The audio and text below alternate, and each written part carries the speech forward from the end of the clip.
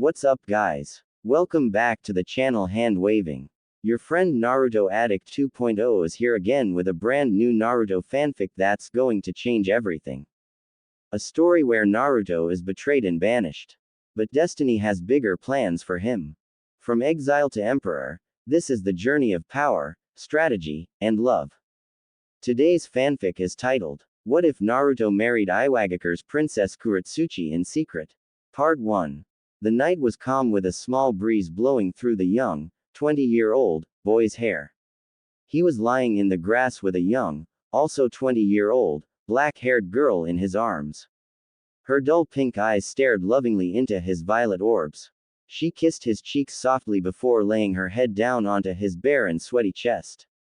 The battle scars from the war evident on both of their bodies, but neither seemed to care. An orange Konoha Junin flak jacket with green border with an orange and gold plate lay over on the side next to a brown Iwagakure Junin flak jacket with a black plate lying on top. Two katanas were stabbed into the ground with their blades crossing over each other. On the ground in front of the two weapons were two different hitai, one with a leaf symbol and the other had two rocks etched into the metal plate. Naruto took a deep breath before opening his eyes once more to stare at the giant moon above the two. Its bright white light bathed the secret lovers in its ethereal glow. Not much could be said, beside the fact that she was supposed to be his arch-nemesis. She was known as the Lava Princess by her enemies. Her name is Kurotsuchi, the Princess of Iwagakure. Naruto sighed. He glared at the moon above him and the stars that glinted in the deep black sky of the night. He tightened his grip around the beautiful and curvaceous girl in his arms. She snuggled deeper into his body and sighed in bliss before drifting off back to sleep. To see her so calm and snug, made Naruto's heart beat faster. To see her smile made his mind hazy. Why can't I live my life with her? Naruto cursed. Kami, why can't I love her the way I want to? Why did we have to be enemies? Backwards time skip start 20.5 years ago, Konohagakure no Sato. Minato.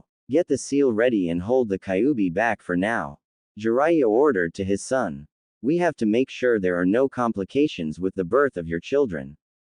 Hi, Tu-san. Minato sped through hand seals and placed his hands onto the belly of his wife Kushina.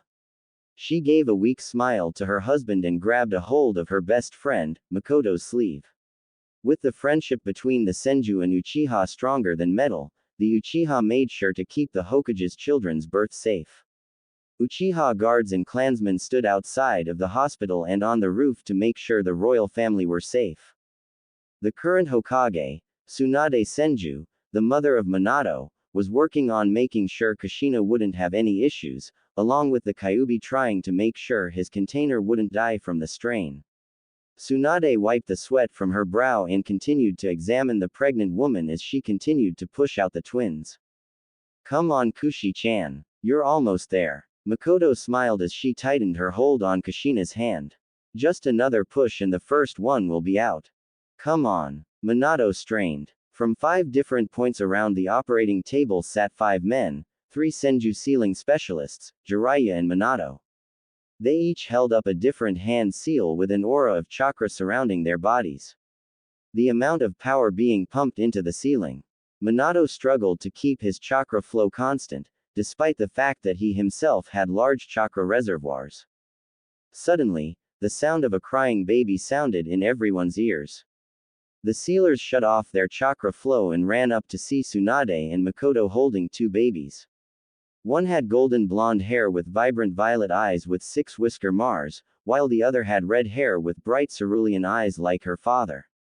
Tsunade and Makoto showed Kushina her new children and smiled happily. Naruto, Kushina named the blonde. Kaide, she named the redhead. Makoto held Kaide out and let Kushina take her daughter and Tsunade lightly placed Naruto into the redhead's arms. Kushina smiled in bliss as she held her 2 children in her arms as tightly as possible. Her smile never left her face. They're so adorable, Tsunade smiled. Now, let's let her have her rest. We'll speak about the Kyuubi on a later date. In Kushina's mindscape, The most beautiful redhead of Konoha walked calmly through her mindscape with little care and came across a large house in the middle of a forest. Kushina shook her head when she smelled the smoke coming from the chimney. She opened the door and found a giant fox in a large robe over pajamas sitting in a recliner chair. He had a pipe in his mouth with a pair of spectacles to help him read whatever book he was reading. Ika Ika Paradise. Ride, in heaven. What the air you doing reading that hideous smut? Kushina screamed in anger, terrifying the great fox from his read, causing him to throw the book from his hands and spit his pipe from his lips. The great fox blushed slightly and looked nervous. I don't know what you're talking about, Kushina. The Kyuubi laughed slightly at his little sister figure. I don't know what you mean by smut. Is that a new word? Doesn't matter. Kushina laughed while still retaining her deadpanned expression. Down to business. What are we going to do about you, Kurama? You had twins, right? The fox asked as he sat back down into his recliner chair. Yes, Kushina said. Do you have a plan? I do indeed. Kurama smiled slightly. It will empower both of them. What is it? I want Minato to split my chakra in half. My yang chakra will go to Naruto and my yin will go to Kaide. Kurama said before laying his head down on the chair. That's their names, right? Yes, it is. Kushina smiled. I like this plan. When do you want it to happen? Whenever you're ready. Kurama replied. Just as long as I get to take my normal nap. You're a lazy fox. You know that, don't you? Kushina asked with a small laugh. Whatever you say, Kushi-chan. Kurama yawned and cut off their connection. Kushina awoke in her hospital bed with her two newborn babies in cribs next to her own bed. Thousands of miles to the northwest. Through the many rocks, crevices and mountain ranges, the deep ravines and rock rain, there was a village hidden by the rocks and mountains that surrounded it. Its people were strong-willed just like the immovable rocks that they build their homes in. The people were celebrating the birth of life. The greatest gift from the kamis above, especially since the ruling family of the village was dying out. Kitsuchi Yamauchi of the Yamauchi dynasty of Iwagakure, the current Tsuchikage, raised his newest child before the people. Born just hours before the dawn of October 6, she was named Kurotsuchi, Black Soil. Next to Kitsuchi, in his wife's arms was Han, their 2-year-old son. The people praised the birth of a new child, and immediately showered the family with gifts and prayers for the new child. Within a few days of the child being born, she already had powerful chakra residing within her. Kitsuchi had the baby tested for special chakra, and indeed she did have special chakra. She had received a mutation of Jinten, dust release, and received the Yuten, lava release, Keke Genkai. Kitsuchi himself was a receiver of Bakuden, or explosion release. But he had a strange feeling that his daughter was going to be able to do more than just that. He shook his head from the thoughts and immediately turned from the people and headed back into the Tsuchikage palace. The walls of the palace itself were carved from the mountain itself.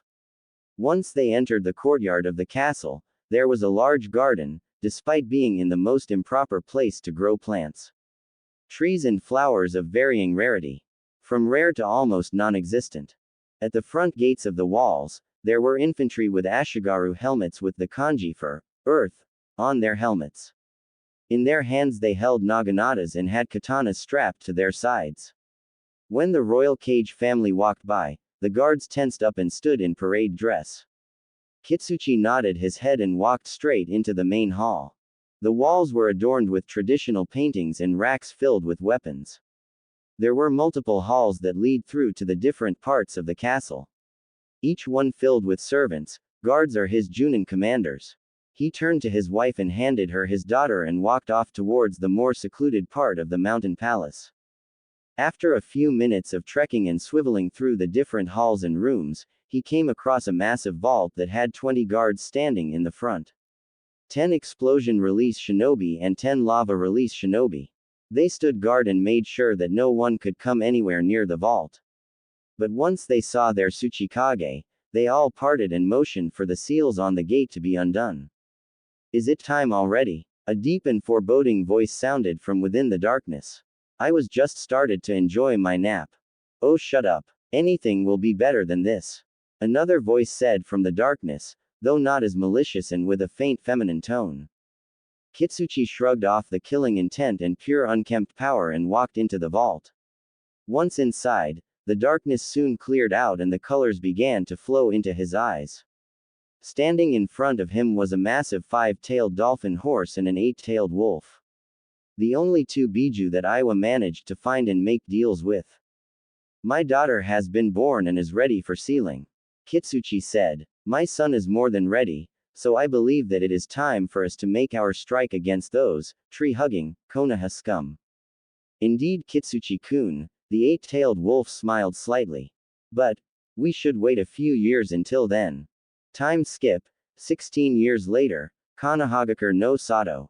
16 years since the birth of Naruto and Kaide, Kushina and Jiraiya had been training the two in the arts of controlling their biju's powers. Even though the two halves of Kurama willingly gave their chakra to the two containers, the fox's power was still too much for the two children to handle. So for a majority of their life, they were subjugated to rigorous training in the shinobi arts, proper etiquette, and educated by the highest level of educators. Naruto took more to being a shinobi than being the proper prince that everyone wanted him to be. He was a powerhouse with nearly infinite chakra reserves. Too bad he couldn't control it yet. He grew his hair out like his father had and had two long bangs framing his face. His skin was pale like his mother's and his eyes were dark and violet like his mother's, but his face was his father's and his hair was his father's. He was quite tall for his age group, standing at 5 feet 10 inches, he was muscular and had a strong build despite his age. At the young age of 12, Naruto had already mastered the Rasengan and was working on making an elemental version of it. He not only did that, but he mastered a massive arsenal of wind and lightning jutsu, with his favorite wind technique being the Fuden, Dai Renkuden wind release, great drilling air bullet, and seemed to have mastered the Hiraishin. He also took on Kenjutsu just like his mother and was already at master level, thanks to the training regimen that Minato's personal Anbu trainers put the young prince through. When the Anbu found out about his elements, they were surprised at the fact that the two elements he had control over cancelled each other out. It was not only a rarity, but also almost impossible to happen. No, it is impossible to happen, but somehow, Naruto was able to do it. Throughout his training and combat prowess, he became almost as fast as his old man himself. Because of this, he was called the Kogen no Oji, or the Golden Prince. He studied, despite being like his mother, he managed to make it through all of the royalty lifestyle and history of the Senju. He was taught to respect his elders and respect the Uchiha. Through all of this, Naruto wasn't alone. He always had his twin sister Kaide at his side. While she was a very talented kunoichi, she took to being a princess more than being a trained killer, even thought she was really good at it. She preferred to be a fuinjutsu specialist if anything. She, like the true Uzumaki she was, felt a natural pull towards the art of seals. She made her first fully functioning trapping seal when she was only 5 years old. Even though she wasn't one to actually hurt another human, she was a master with fire and she was also a gifted sensory shinobi that can sense anyone within a mile radius. Though she was slow compared to her twin, she packed a punch like her mother and grandmother. With her near-perfect chakra control thanks to being trained as a medic and sensory type, she gained recognition as a support-type powerhouse. She had also taken up Kenjutsu but not for the same reasons as Naruto. She took up Kenjutsu for one reason. Uchiha Sasuke. The Uchiha was a very powerful and tough boy. He and Naruto had also gained a close bond that has the same effect of brotherhood. Kaide met Sasuke and the two immediately became friends. Sasuke, being an Uchiha prodigy child like his elder brother was, he had unlocked the fully matured 3-tomoed Sharingan by the age of 7. He was also smart about what he did, and he was slightly conceited. Not only that, but he had a natural talent for Kenjutsu and fire techniques. He was quick on his feet, though not as fast as Naruto was. Sasuke was so graceful with his movements that he was able to impress Kaide, who made a name for herself being the next Ice Queen. The Uchiha had a natural talent for using whatever weapon you gave him, be it a bow and arrow, or just the bow, he'd be able to take down an entire unit of experienced shinobi and infantry. Sasuke, even though he normally didn't show it, he did feel a small crush on Naruto's sister. She liked to eat, she could hold her own in battle, and she was gorgeous. Sasuke thought to himself, what's not to like? He just didn't say anything about it because he was trying to keep impressing the Hokage and his wife. As it was, Sasuke was poised to be arranged to marry the princess to strengthen the ties between the Uchiha and Senju, while Naruto was already engaged to Yamanaka Ino, since they were children.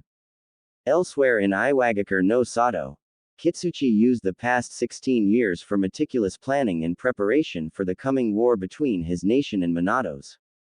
Kurotsuchi narrowed his eyes at the war table in front of him. Already many of his pieces were in place, but he was delayed. He needed more time, which was something that he didn't have the luxury of. Already his daughter was learning the secrets of Jinten and mastering her Uten from his father, and he himself was teaching her Bakuten. She was by far the most powerful kunoichi of the 5 villages of Iwa. She showed extreme skill in Kenjutsu and had defeated her first enemy division when she was only 7 years old during a war with a neighboring nation. She was also getting quite beautiful, taking on the beautiful looks of her mother, with the strength and power of her father. She had the eyes of her mother, dull pink eyes that held so much emotion and smugness in her attitude. She had a quick tongue and a quicker fist. She was highly proficient in taijutsu and her Kekkei Genkai and Kekkei Tota. As the time for war came closer and closer, Kurotsuchi became more and more worried that his daughter would get distracted and lose her touch, especially if the rumors of this Kogen no Oji were true. His daughter was 16 and was at that dangerous age when hormones start messing with teenagers' heads and cause them to lose their combat effectiveness. The Yamauchi name was on the line this time. He couldn't afford to have his daughter fail to keep the enemies of Iwa at bay, let alone fall for her enemies. Kurotsuchi then thought back towards his son's abilities and smiled slightly, before letting it falter. Han was indeed a powerful boy and a giant one at that, but he relied on the power of his Biju too much. The Biju itself started to mess with the boy's head and made Han go on rampages at random intervals year-round. Han, though, had somehow received Joden, steam release, and used his steam to aid his special taijutsu style. The secret to the 2 children's powers and strengths was the 2 Biju sealed within them. Han had the 5-tailed dolphin horse, Kokuo, while Kurotsuchi held the great 8-tailed wolf, Kuyoko. The 2 Jinchuriki were masters of their Biju and used their powers to their fullest extent whenever in combat. At least Kurotsuchi knew what to do. Kurotsuchi took a deep breath and sighed in exasperation. He had read over a proposition by the Kamizuru clan to wed Kurotsuchi to his youngest son, Jabaki. The man sighed and scratched his brow in frustration. It seems that it would be the best way to get the Kamizuru clan on his side for the coming war. It can't be helped, I know she'll understand. Kurotsuchi signed the proposition. The village comes before personal gain. Akiyama, Kurotsuchi shouted. A man dressed in the Junin outfit of Iwa burst through the door and bowed to his cage. Kurotsuchi handed the shinobi the scroll and had the shinobi take off from the office. Everything is going to plan. Kurotsuchi smiled brightly. Now the Yamauchi will finally rise to the top and defeat the Senju of Konoha. A few months later, Naruto ni, Kaide asked. Naruto ni, Kaide asked once more. Naruto ni, Kaide screamed in the golden-haired boy's face, scaring him from his thoughts. What is it, Kaide-chan?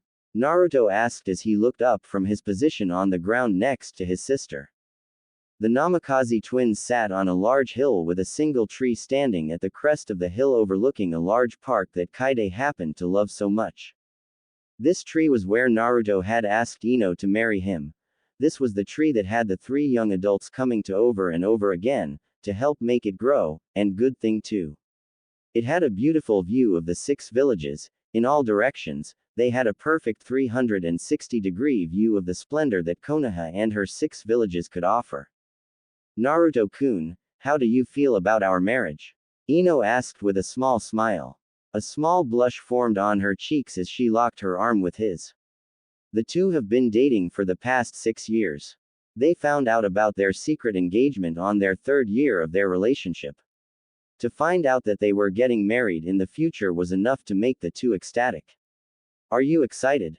Of course I am. Naruto smiled brightly. He leaned down and planted a small kiss on his girlfriend's forehead and leaned back down into the soft grass below him. How can I not be? Naruto, how do you feel about me and Kaide? Sasuke asked. What about it? Naruto asked with a raised eyebrow. Do you, well, approve? Kaide asked. I approve, Sasuke. Just don't screw up. Cause, Kaide, well, she hits harder than I do.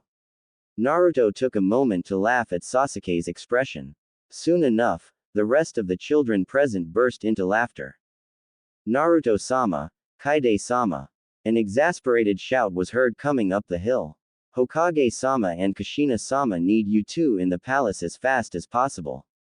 Understood. At the Hokage palace. What is it, father? Kaide asked. We are gearing for war, Minato said calmly. Iwa is becoming extremely militant. Naruto, Kaide, it's good to see you too. A voice sounded from behind. Both heads turned and smiled at the man behind them. Ero Gigi. The two ran up to the old man and embraced him in a tight hug. Jiraiya had a blank expression on his face when he realized the nickname that they just gave him.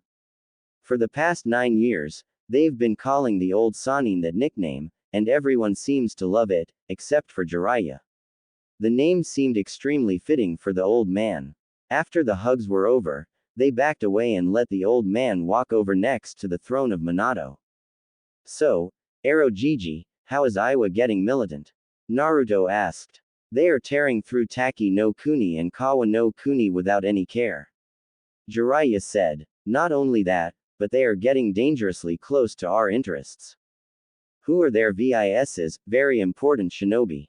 Kaide asked. They call them the Lava Princess and the Steam Prince. Jiraiya said. They are both Jinchuriki of 2 different Biju, the 8-tailed wolf, and the 5-tailed dolphin horse. What? Kaide went pale. They must be a part of the royal family of Iwa.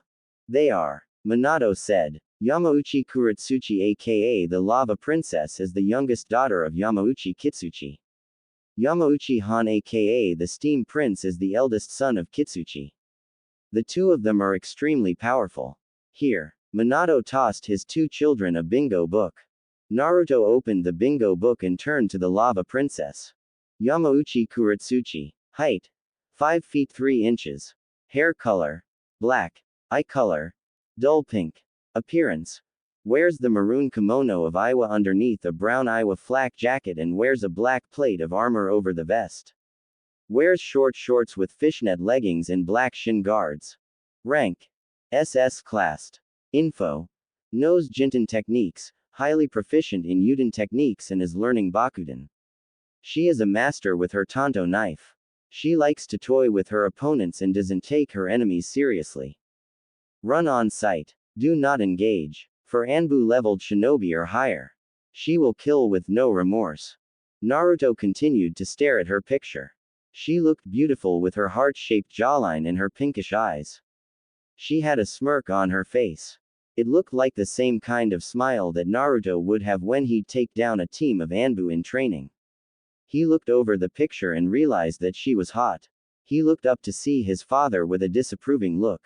Naruto. She is the enemy. I know that she's beautiful, but you must steel your resolve. Make sure that you don't fall for whatever lies or seductions that she might have planned out for you, my son. Minato said sagely. You and your sister will move into Taki no Kuni and help them in their fight against Iwa, but do it secretly and wear masks. I don't want Iwa getting an idea of what we're doing. For this mission, you two are officially promoted to Junin rank. Be careful and be safe. And don't use Kurama's power. Understood, father. Naruto and Kaide both bowed and left the throne room, leaving Jiraiya and Minato alone. Do you think the two of them can do it? Jiraiya asked. I don't know. Minato sighed. I just hope that his Hiraishin is better than mine. In the Taki no Kuni. Yuden. Udangan no Jutsu. A feminine shout resounded through the air, scaring a few tacky shinobi. Just before they could escape, the fast-flying bullets shot through the air and bored holes into their bodies. Flank them from the right. My brother and I will handle these guys, Kurotsuchi commanded. There was a slight rumble and a gargantuan boy with a massive hat and armor with a furnace on his back, rose from beneath the ground and held up his fists. His pinkish eyes were emotionless as he examined his enemies. The duo charged forward with 8 tails swinging behind Kurotsuchi and 5 tails, each tail with elements coming off the tips, behind Han. But before the 2 Jinchuriki could meet their mark, 2 flashes were made and 2 people flashed into the fight and kicked the 2 Iwa shinobi back. One wore a gold orange over a black undershirt with a mask covering his upper face. They couldn't even see his eyes. The only facial features that they were able to make out were the whisker marks on his cheeks and his bright golden hair. On his neck guards were 6 magatama pendants jingling off the edge. He smiled at Kurotsuchi with a small foxy smirk before charging at the 8-tailed Jinchuriki. Kuro sent a punch, but the masked shinobi dodged at the last second and sent a side hook to her abdomen, knocking her over on her side. She stumbled slightly when she hit the ground. She quickly spun around with a handful of shuriken and kunai and hurled them at the shinobi, but the other masked attacker came and deflected the projectiles with her katana. The masked kunoichi kicked Kuro back and caused her to land in her brother's arms. Han growled at the 2 masked newcomers. Steam started flowing from the furnace on his back. He furrowed his brows as the steam gained a thicker volume as his biju's chakra began to meld with the steam. The masked kunoichi wore a black version of the white upper half mask of the golden-haired shinobi. She herself was a redhead with whisker marks on her cheeks. The thing that made Kurotsuchi jealous though, was the size of her chest. It was quite impressive, despite being only 16. Her orange-red only seemed to glint in the sun's rays cutting through the leaves of the forest canopy. Who are you? Kurotsuchi asked with narrowed eyes. Her biju's chakra began to flow from her body and began to form a superheated chakra aura around her. And why did you interfere? That is none of your business. The masked shinobi replied. He drew out his katana and pointed it at Kuro. Imoto, the black-haired one is mine. As you wish, Ni-san.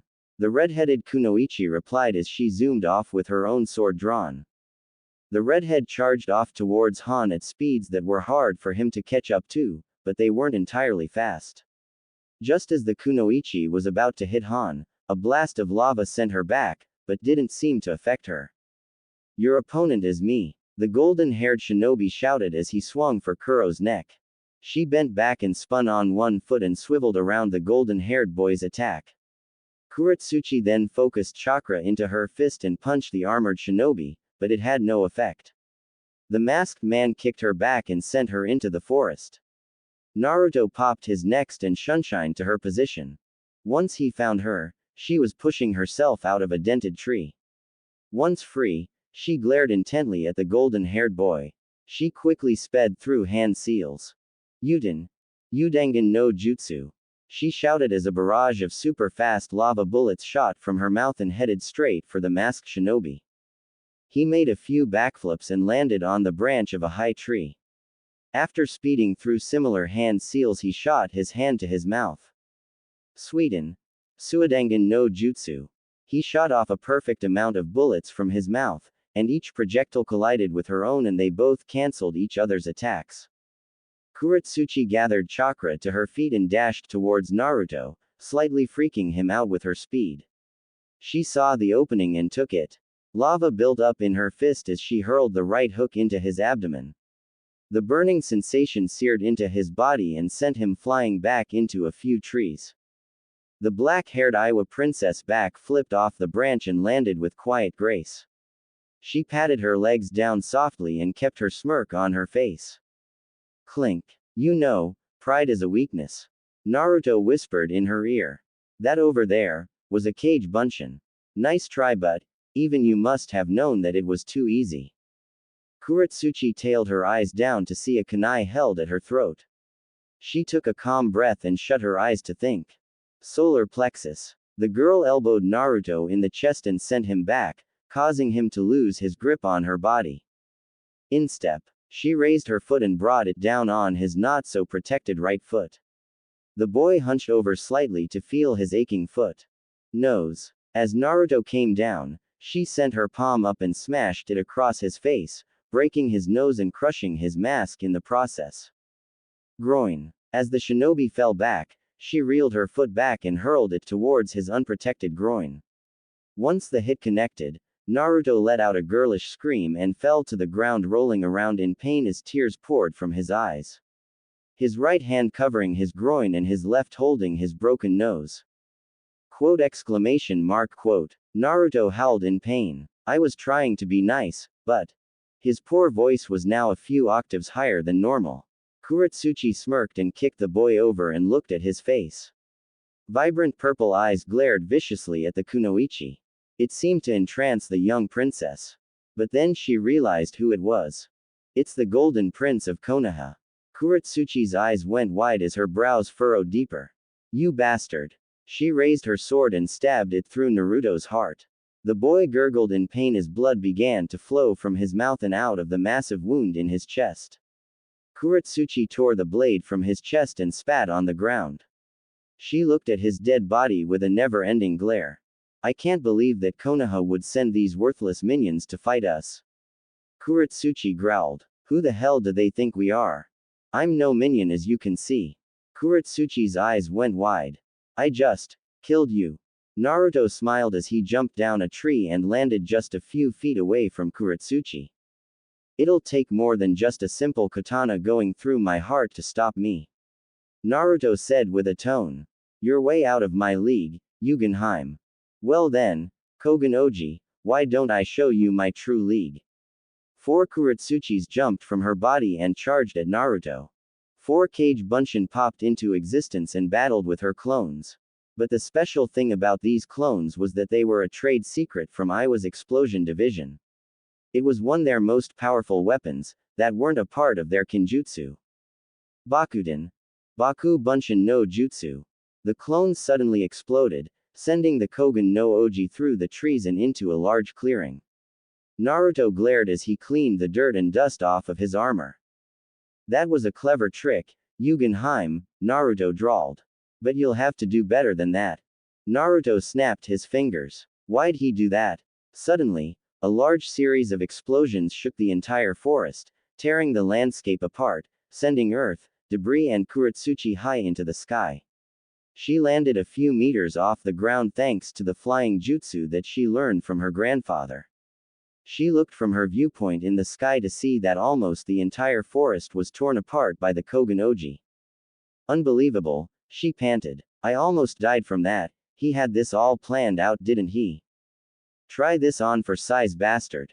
Kurotsuchi held her hands together and focused her chakra together, and once she opened her hands, a small 3-dimensional cone formed in her palms. Jinten. Hakuri no Jutsu. The cone expanded and shot for the Golden Prince. He only smiled and drew out a 3-pronged Hiraishin kunai. The knife floated for a while, as the blonde sped through some quick hand seals. Just as he finished, he grabbed the kunai and held open his palms. Right before Kurotsuchi's attack could hit its mark, the attack was sucked into a massive portal as seal matrices spread around the attack and disappeared altogether. Kuro panted slightly in anger and floated down to meet Naruto face to face. The two glared each other eye to eye before taking off with amazing speed in both of their legs. Naruto, of course, made it to her first and appeared at her side with his fist ready.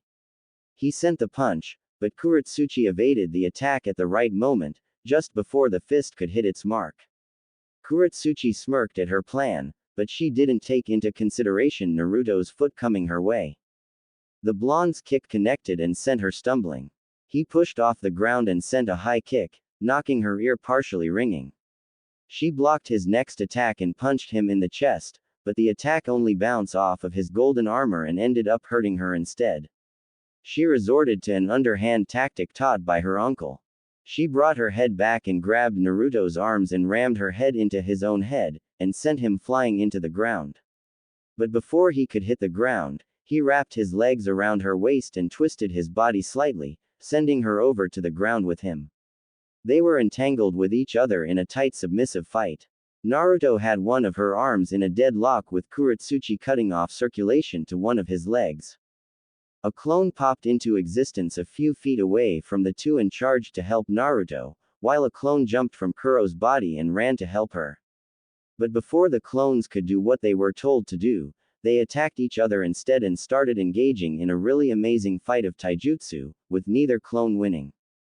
Bunshin Daibakua, Naruto shouted. Baku Bunshin no Jutsu, Kurotsuchi called. The two clones exploded in a massive blast, entangling the two shinobi from one another, sending them both into trees. Naruto was the first to recover since his armor can take any form of physical damage, be it chakra or weapon-based. He dusted off his shoulders and charged through the smoke only to get a punch to the face. Come on. Is that it? Just before Kurotsuchi could hit him, her temporal lobe got bashed by Naruto's right elbow, sending her stumbling with a slight headache. Naruto turned and saw her faint shadow and started sending the punches to her body. One punch hit her cheek, cracking her jaw slightly. Naruto then sent a leg sweep and floored her into the grass. She rolled away though, right before the Kogen Oji could connect his axe kick. She pushed herself off the grassy clearing and sent a power punch to Naruto and dented his armor, to both of their surprise. Naruto sent a quick drop kick to Kurotsuchi, but she evaded and grabbed his leg instead and hurled him out of the smoke cloud and into the open. Once the smoke cleared, it came to reveal two more masked shinobi. One had a Chikudo katana with lightning pulsating off the blade while the other had long blonde hair with a blade made pure water. Kurotsuchi smirked slightly before sheathing her kunai. She gave the two newcomers a small smirk and shrugged. It was fun fighting you Kogen no Oji. Kurotsuchi smiled sweetly. I hope we meet again. Next time, I won't hold back. Naruto replied with the same tone. Ya ne, kakoi. Kurotsuchi vanished in a puff of smoke, leaving a snickering Sasuke, a dumbfounded Naruto and a seething Ino. Suddenly Kaide entered the battlefield with a confused look on her face. She walked up to her twin and sheathed her katana. Han just ran off, I was just about to beat him too.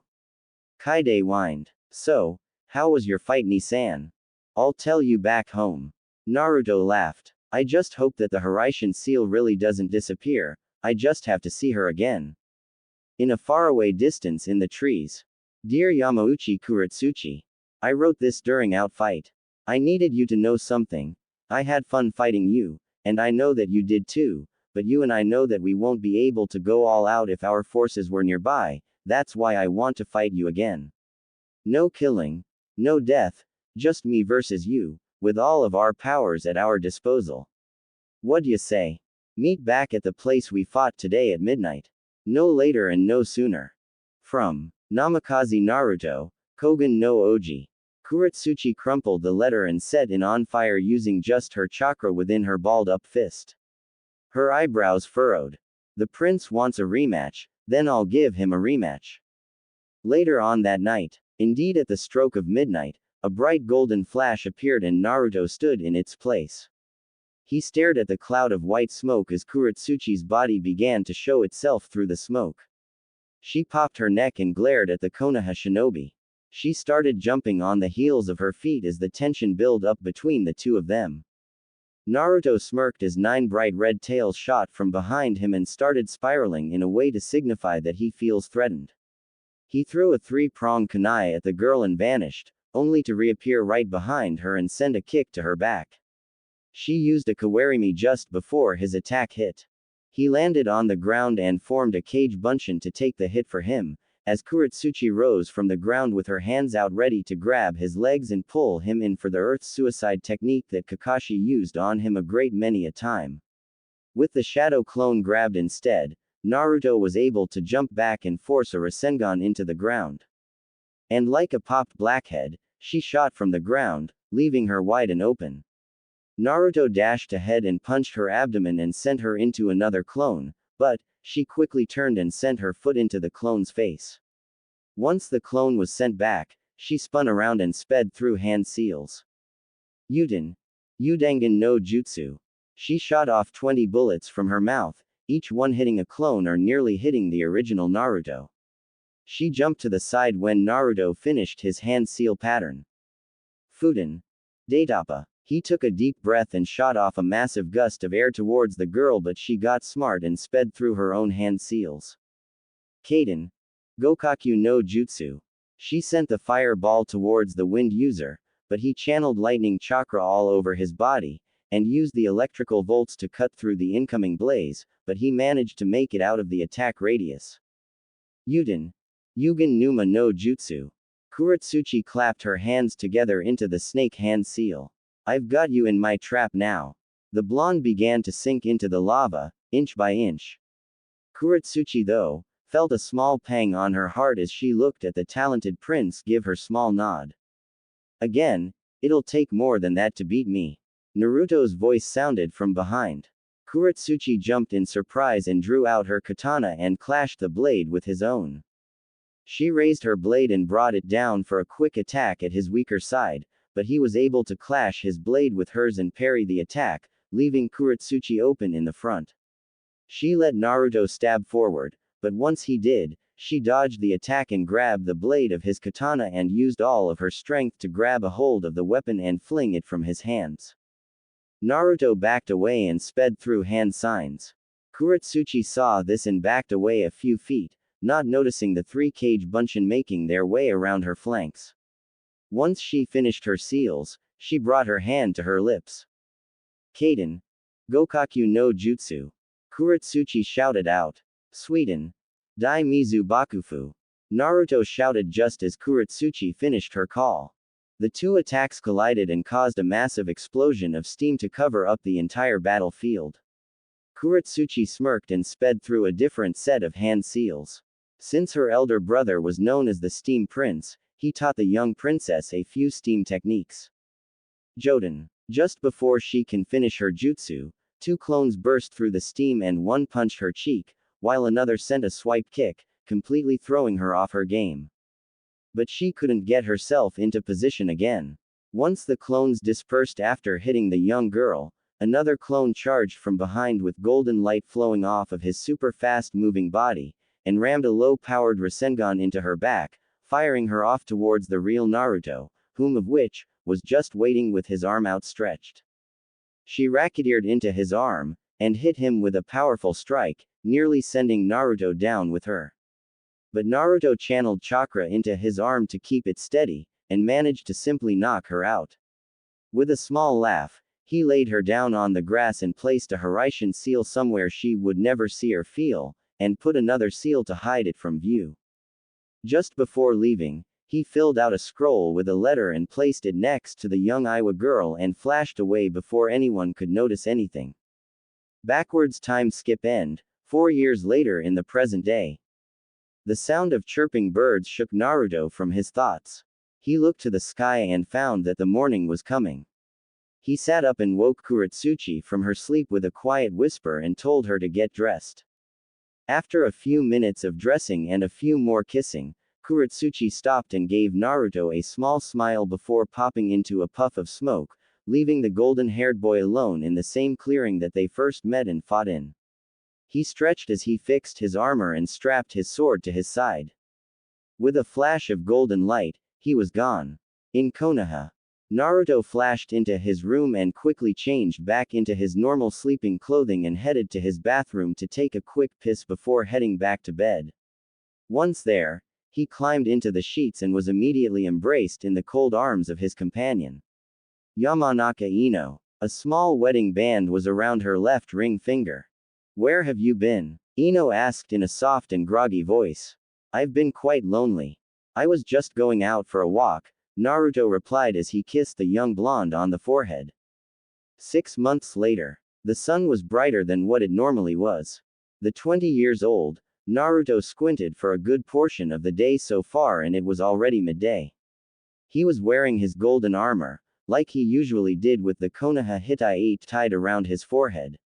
Today was just a boring day, especially since there were no missions or anything of that sort, but he had still kept a broad smile stretched on his face since he was with the girl he was married to. Yamanaka Ino. Ino had an ethereal glow about her that made Naruto blush. His heart beat heavy by just with her. It was a feeling that he thought he'd forgotten he had for the platinum blonde. In her left arm were a handful of bags, and in her right arm was Naruto's left arm, interlaced with hers. Everyone bowed and gasped at the couple as they made their way through the street.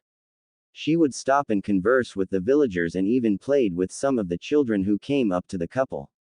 She sighed and would playfully poke Naruto on his cheeks while still not noticing his frown. The two were walking a calm pace through the village and bought things here and there, wasting his infinite money on useless things for a woman, but Naruto didn't protest. Even though he was enjoying his time spent with his wife, his mind wasn't there or anywhere for that matter. The only thing going on through his mind was the beautiful, curvaceous and sadistic Iwa princess, that he hasn't seen for almost 6 months. It was almost as if she had disappeared. Despite the new and emerging feelings about his actual wife, all of the secret nights together with the princess began to flash into his mind as he concentrated harder to those good days of the past. Flashback. 4 years ago, midnight. I see you came. Kurotsuchi's voice sounded behind Naruto's ear. I was wondering if you got the call. I did. Now I'm here. Naruto turned around and narrowed his eyes at the beautiful princess. What did you want to speak to me about? What? Kuro feigned a look of hurt. I can't talk to the only shinobi who can keep up to me, whenever I want. Well, it's not that, it's just, I was taking a nap. Naruto grumbled. I need to take my naps, you know. Ever since their little introductory scuffle with each other, Naruto and Kurotsuchi met up every few nights for the past 3 months to fight and spar with one another, and on some nights to just talk. Seeing as how no one would listen to their problems or at least understand where they were coming from. Naruto couldn't tell Ino about his issues since he knew that she wouldn't understand. He knew his own sister wouldn't understand. He was so glad that he left a scroll telling her about the Hiraishin seal he placed on her. When Kurotsuchi woke up the next day of that night, she was surprised to see a small scroll placed next to her body. When she opened the scroll, she was pissed off to say the least. She took the long way home to think about the power that the Kogen had given her. The ability to call him to her whenever she wanted. She could always call him in the middle of the street in Iwa and have him captured right on the spot, and sell him for ransom to Konoha. But he trusted her enough to know that she really wouldn't do that. After a long conversation with herself, Kurotsuchi chose to take responsibility of her new power, which surprised herself and Naruto. And it also turned out that Naruto would be able to cross an entire country in less than a second and be able to get to her in a moment's notice. At the beginning of their relationship, if you could call it that, all they did was talk, with their fists. And neither said anything about doing other than that. They liked their fights. For hours the two would go at it every other night it would seem, and sometimes, every night for a week. Throughout the fighting and sparring, the two ended up gaining some form of friendship, or endearment towards one another, especially if they met each other on the unofficial battlefields as masked shinobi. The excitement that flowed through their veins, when they'd see each other flash or pop onto the battlefield, was something that they loved to experience. They've been seeing each other so much, that they were able to recognize each other's chakra signature, so when they were in battle, both sides knew when to show up. Kuro loved their spars. She loved them so much that could easily say that she loves the Golden Prince himself for existing. Naruto, though, was the only person, besides her father and 2 brothers, that could keep up with her and her amazing skills in combat. The Kogen moved with a lightning grace that never ceased to amaze her. It made her tremble with his sheer skill in battle, and recently, it started making her wet. Shaking herself from her reverie, she realized what the golden-haired shinobi prince had just said. You take naps at this time of the night? Kuro deadpanned. You Konoha nin are just so strange. Well, Ino-chan is gone on a mission right now, and won't be back for the next few days, so, Naruto replied with an equally deadpanned expression. I'd only be awake if she were there to tell me what to do. I see that you're still a minion. Kurotsuchi giggled. Yeah. Now, why am I here? Naruto asked with a small smile. Oh, I wanted to talk to you about something. Kurotsuchi suddenly looked so weak to Naruto. What's wrong? The golden-haired boy asked. I'm getting forced into marriage, Kurotsuchi spat. To some snobby-looking noble from one of the other villages of Iwa. I know nothing of him, or his skills, or his damn clan, except for the fact that his grandfather helped my great-grandfather Yamauchi Kyojin, the Shadaime Tsuchikage, fight the Shadaime Hokage and Uchiha Madara. What's this guy's name? Naruto asked, intrigued. Anyone who was a descendant of such people who could fight against such legendary Konoha ninja, then this guy must be something, at least that's what Naruto hoped. Kamizuru Jibaki. Kuro replied. He's quite tall, scrawny-ish, long blonde hair, wears glasses. Wait, isn't he like 20 years older than you? Naruto growled. That's the thing about people of royalty, Kuro growled. We can't marry for love, but only for the good of the village. Yeah, so. Naruto drew out his katana. You wanna spar? He knew that this was the only way to keep away whatever depressing feelings that they may have residing within them. I was afraid that you wouldn't ask. Kuro had a small smirk curl on her lips. Her heart beat heavily, but she put those feelings aside and narrowed her eyes at the shinobi. The two charged each other with all of their strength and their katanas held steady. But before they could clash their blades against each other, he was snapped from his thoughts and came to realize that he was staring out into space with Sasuke and Kaide looking at him with a worried expression. Ino looked at him with weird eyes as well as she waved her hand in front of his eyes. What is it? Naruto asked with a nervous laugh. Did something happen? Ino giggled slightly. It was like music to his ears, the song that angels sing. Naruto blushed faintly enough so that no one could tell, but Ino's face suddenly flashed and Naruto ended up seeing the transparent face of Kurotsuchi forming around Ino's own face. Naruto shut his eyes and opened them again to see Ino back to normal. Of course. Ino smiled. Check it out. The new Fuenheim movie just came out. She grabbed the golden-haired boy's arm and dragged him towards the movie theater with Sasuke and Kaide trailing right behind. Throughout the entire situation, it happened to bring up another memory. One that had an awkward conclusion. Flashback. 2 years ago, midday.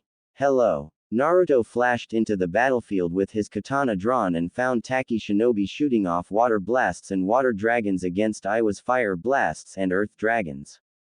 The entire battleground was scorched and ruined, with large boulders protruding from the ground, and tons of overturned earth piled high like man-made hills. Fires were raging throughout the clearing for as far as Naruto could see. He dashed through a falling boulder and weaved in between a spiraling water dragon and sped through hand seals once a glob of lava flew over him. Sweden. Sujinheki. Naruto shot out a large blast of water, hardening and cooling the terrifyingly hot liquid. Once the rocks were formed, he used his katana to cut through the hardened lava and dashed through the rocks and landed onto the ground, surrounded by Iwa shinobi and footmen. A footman chose to slash for the golden-armored masked man, but Naruto quickly spun around with his katana held out and slashed the man's throat open. Once he was finished, Naruto kicked the dead man away and dodged a flying kunai and sent his own at the shinobi who threw it at him. The Kyuubi Jinchuriki jumped up and sped through hand seals to evade a flurry of shuriken and kunai flying at him from all directions. Kaden. Goka Mekyaku. The boy spun around while still midair, surprising everyone with the power of his attack, especially Kurotsuchi. The extremely powerful flames scorched through her men and melted their skin. The heat was so powerful that the forest started catching on fire, even though they weren't even hit by the flames. Once Naruto landed into the eye of the inferno, he sped through even more hand seals. Fuden. Kami Maikai. A massive gust of wind started to build up around Naruto but then soon enough, formed into a massive tornado that began to expand and blow back all the flames and clear the battlefield of any and all forms of fire and combatant, save for one girl with short black hair and dull pinkish eyes. Wow, that's an interesting attack that you got going on, Naru-kun. Kurotsuchi drawled out the honorific. Caught me off guard with your affinity for fire. Well, I am known as the #1, unpredictable shinobi of Konoha. Naruto smirked as he drew out his katana. Shut up. No you're not. Kuro deadpanned. I called you here because I wanted a challenge. Fighting these minions are pointless. You asked for it then, don't say I didn't warn you. Naruto smirked. What war? Kuro was punched on her cheek by a shadow clone, and sent flying to her side, but before she could hit the ground, another blasted shadow clone came out and punched her other cheek and sent her flying in the opposite direction like a ping-pong ball. It wasn't even a second into the fight and she was already getting embarrassed. Just as she took notice of the incoming shadow clone, she drew out her lucky tanto and dug the knife into the clone's chest, dispelling it in the process and giving her enough room to maneuver around and get ready to fight her opponent head-on. She grabbed a handful of kunai and hurled them at Naruto, whom of which, promptly dodged. Kaden. Gokaku no Jutsu. Kurotsuchi shot off the childish jutsu and got the planned results. Just as the flames hit Naruto, he flashed behind her and held his kunai ready to stab her. It seems you've already. Wait, what? Kurotsuchi began to melt, revealing another Kurotsuchi smiling right at him with a giant smile. Bakuten. Baku Jisatsu. The smiling Kurotsuchi exploded in a bright red and white light, and sent the armored Namikaze flying into the trees. Once he was finished, plowing through the forest, he landed in a group of recuperating Iwa shinobi and footmen. Get him, one of them shouted. Shit, I don't have my sword. Naruto cursed mentally. One of the shinobi got close enough to start slicing at the masked shinobi, but Naruto weaved and dodged each attack. Still, these shinobi had no idea who he was, except for Kurotsuchi and Han.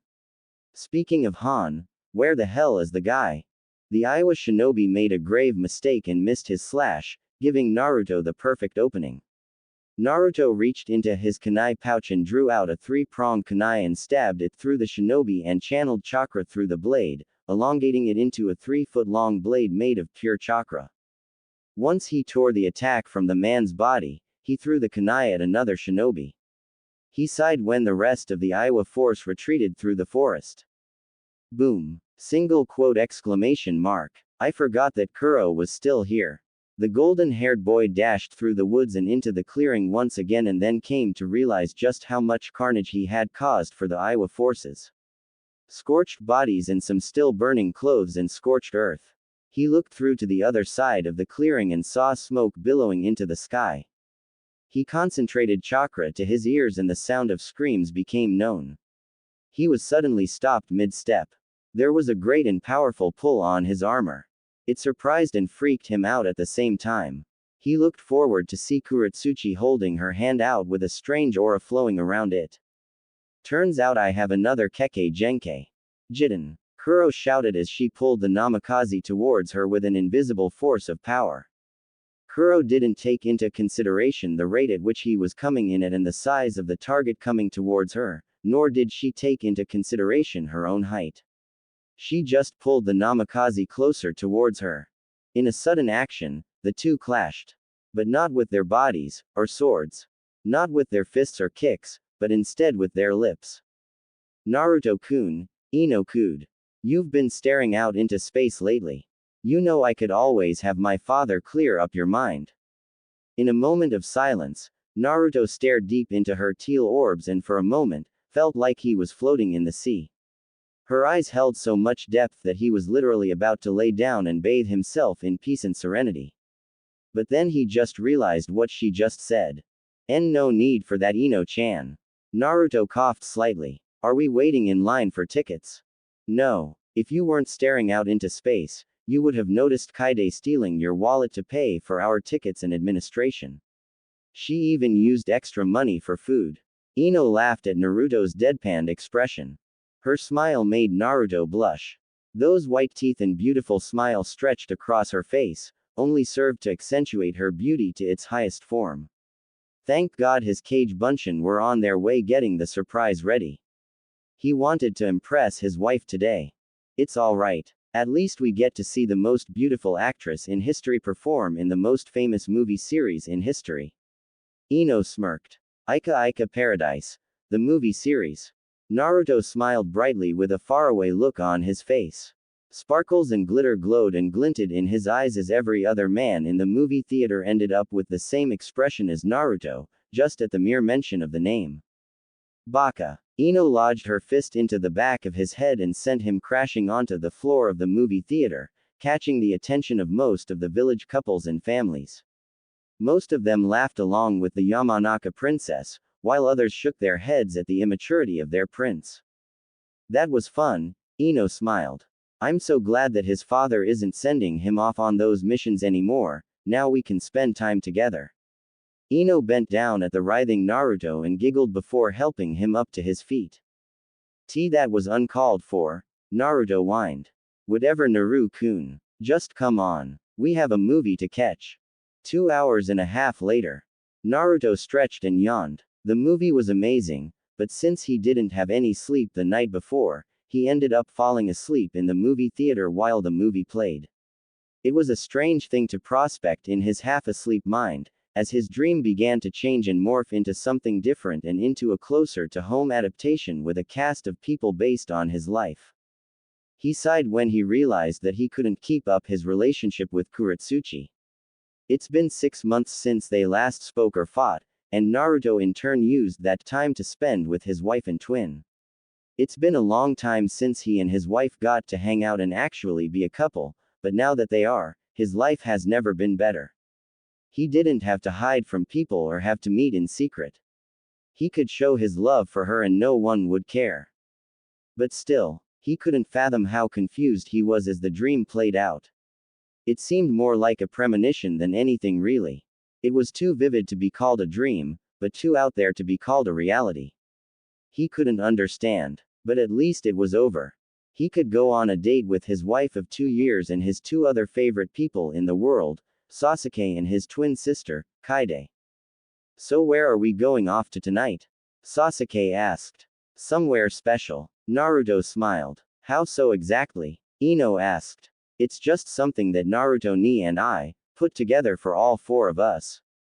Kaede smirked. So sit tight and be patient. In Iwagakure. Why don't you ever moan when we Kuro-chan?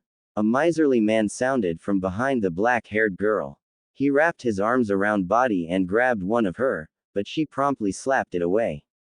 It makes me feel like you're being rebellious.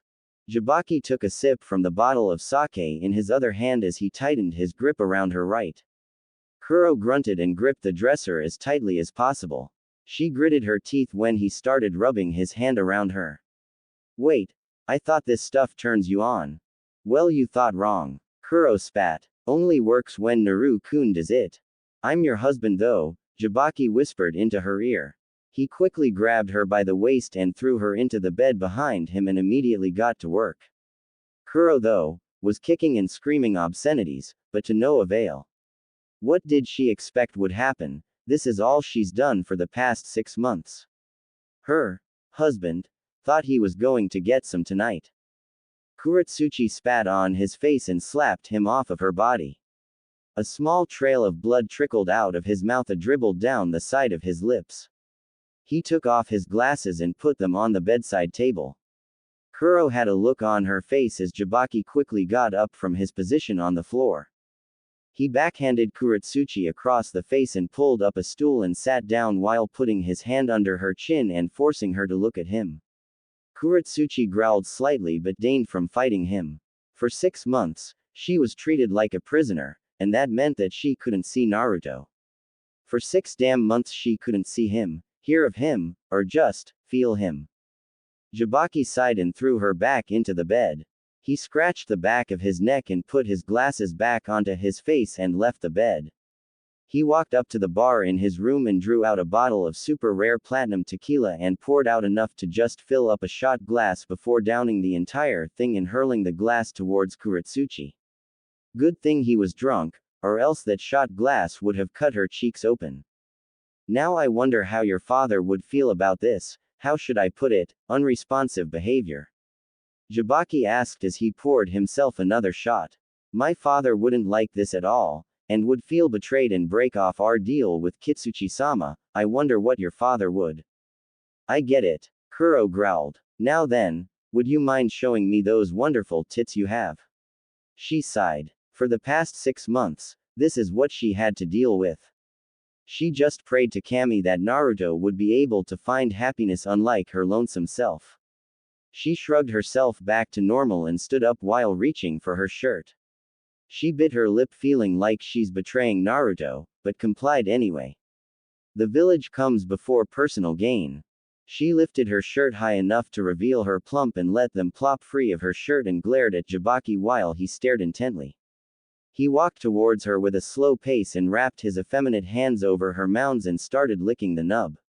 He rubbed his thumb around the areola and pinched her nipple, slightly pissing Kurotsuchi off. For the longest time, it was only Naruto-kun that could touch me like this. Kurotsuchi bit her lip as she tried to fight back the tears. She fought the urge to slap Jabaki and call on Naruto, but why would she do that after so many months of not talking or even the I just want to talk call, but that was beside the point. This is what was important for the Yamauchi clan. Suddenly a team of Junin burst into the room followed by Kitsuchi himself. Kurotsuchi pushed Jabaki off of her and dropped her shirt and bowed to her father. All them shinobi had serious expressions on their faces. They were fully dressed with armor and weapons at their sides. There were Iwa Anbu standing guard outside of the window and outside of the building. We need you for something, Kurotsuchi, Kitsuchi said with narrowed eyes. It seems that your brothers have told me some very compromising information about you and a certain Kogen Oji no Konoha. Kurotsuchi was about to say something in her defense, but Kitsuchi raised his hand and shut off any form of protest from his daughter. We know that you've been seeing the Golden Prince, Kurotsuchi. It was confirmed by multiple sources. Kitsuchi said with an unreadable face. Suddenly a strange feeling washed over Kurotsuchi, starting from the base of her neck into the rest of her body. What information were you able to get out of him while you two fight during the nights? Phew. Holy Kami. I thought I was a goner there for a moment. Kuro steeled her resolve and looked at her father straight in the eyes. Not that much. Just his personal life and a few things about his friends. Oh, from what I can remember, his best friend's birthday is coming up soon. Really? Kitsuchi asked as he rubbed his chin. Which friend? The feeling began to drown her brain and made her feel hazy and like she was floating. Uchiha Sasuke. She replied. She wasn't even able to shut her mouth. He's turning 21 in 2 months on the 23rd of July. The entire Uchiha clan will be face shit drunk during all of this. Entire Uchiha clan? Kitsuchi asked, trying to goad more information from her. Yes. The entire clan. Like everyone. Kuro said. What the? What just happened? Understood. Get more information from him. We'll need to come up with a plan to start off our war with a bang. Kurotsuchi looked down at the floor while all the shinobi left the vicinity and left Jabaki to continue what he was doing. He suddenly tackled Kurotsuchi and started working on her pants. She stared aimlessly at the ceiling of their room and sighed once again before looking away from Jabaki. I need to speak to Naruto-kun, Kami, I just miss him so much. In Konoha. Naruto smiled as Ino gasped at the sight. Sasuke looked at Kaide with a small blush on his cheeks. Faggot. But putting that aside, the four sat on a large blanket with a basket filled with different bento boxes filled with all kinds of wonderful ingredients. Ino smiled brightly as she took the first bite into her bento. Almost immediately, her mouth exploded with a billion different flavors fighting for dominance. It was an exhilarating experience for her. She always loved the Namikaze twins' cooking. Sasuke sighed as he drank a full bottle of sake dry.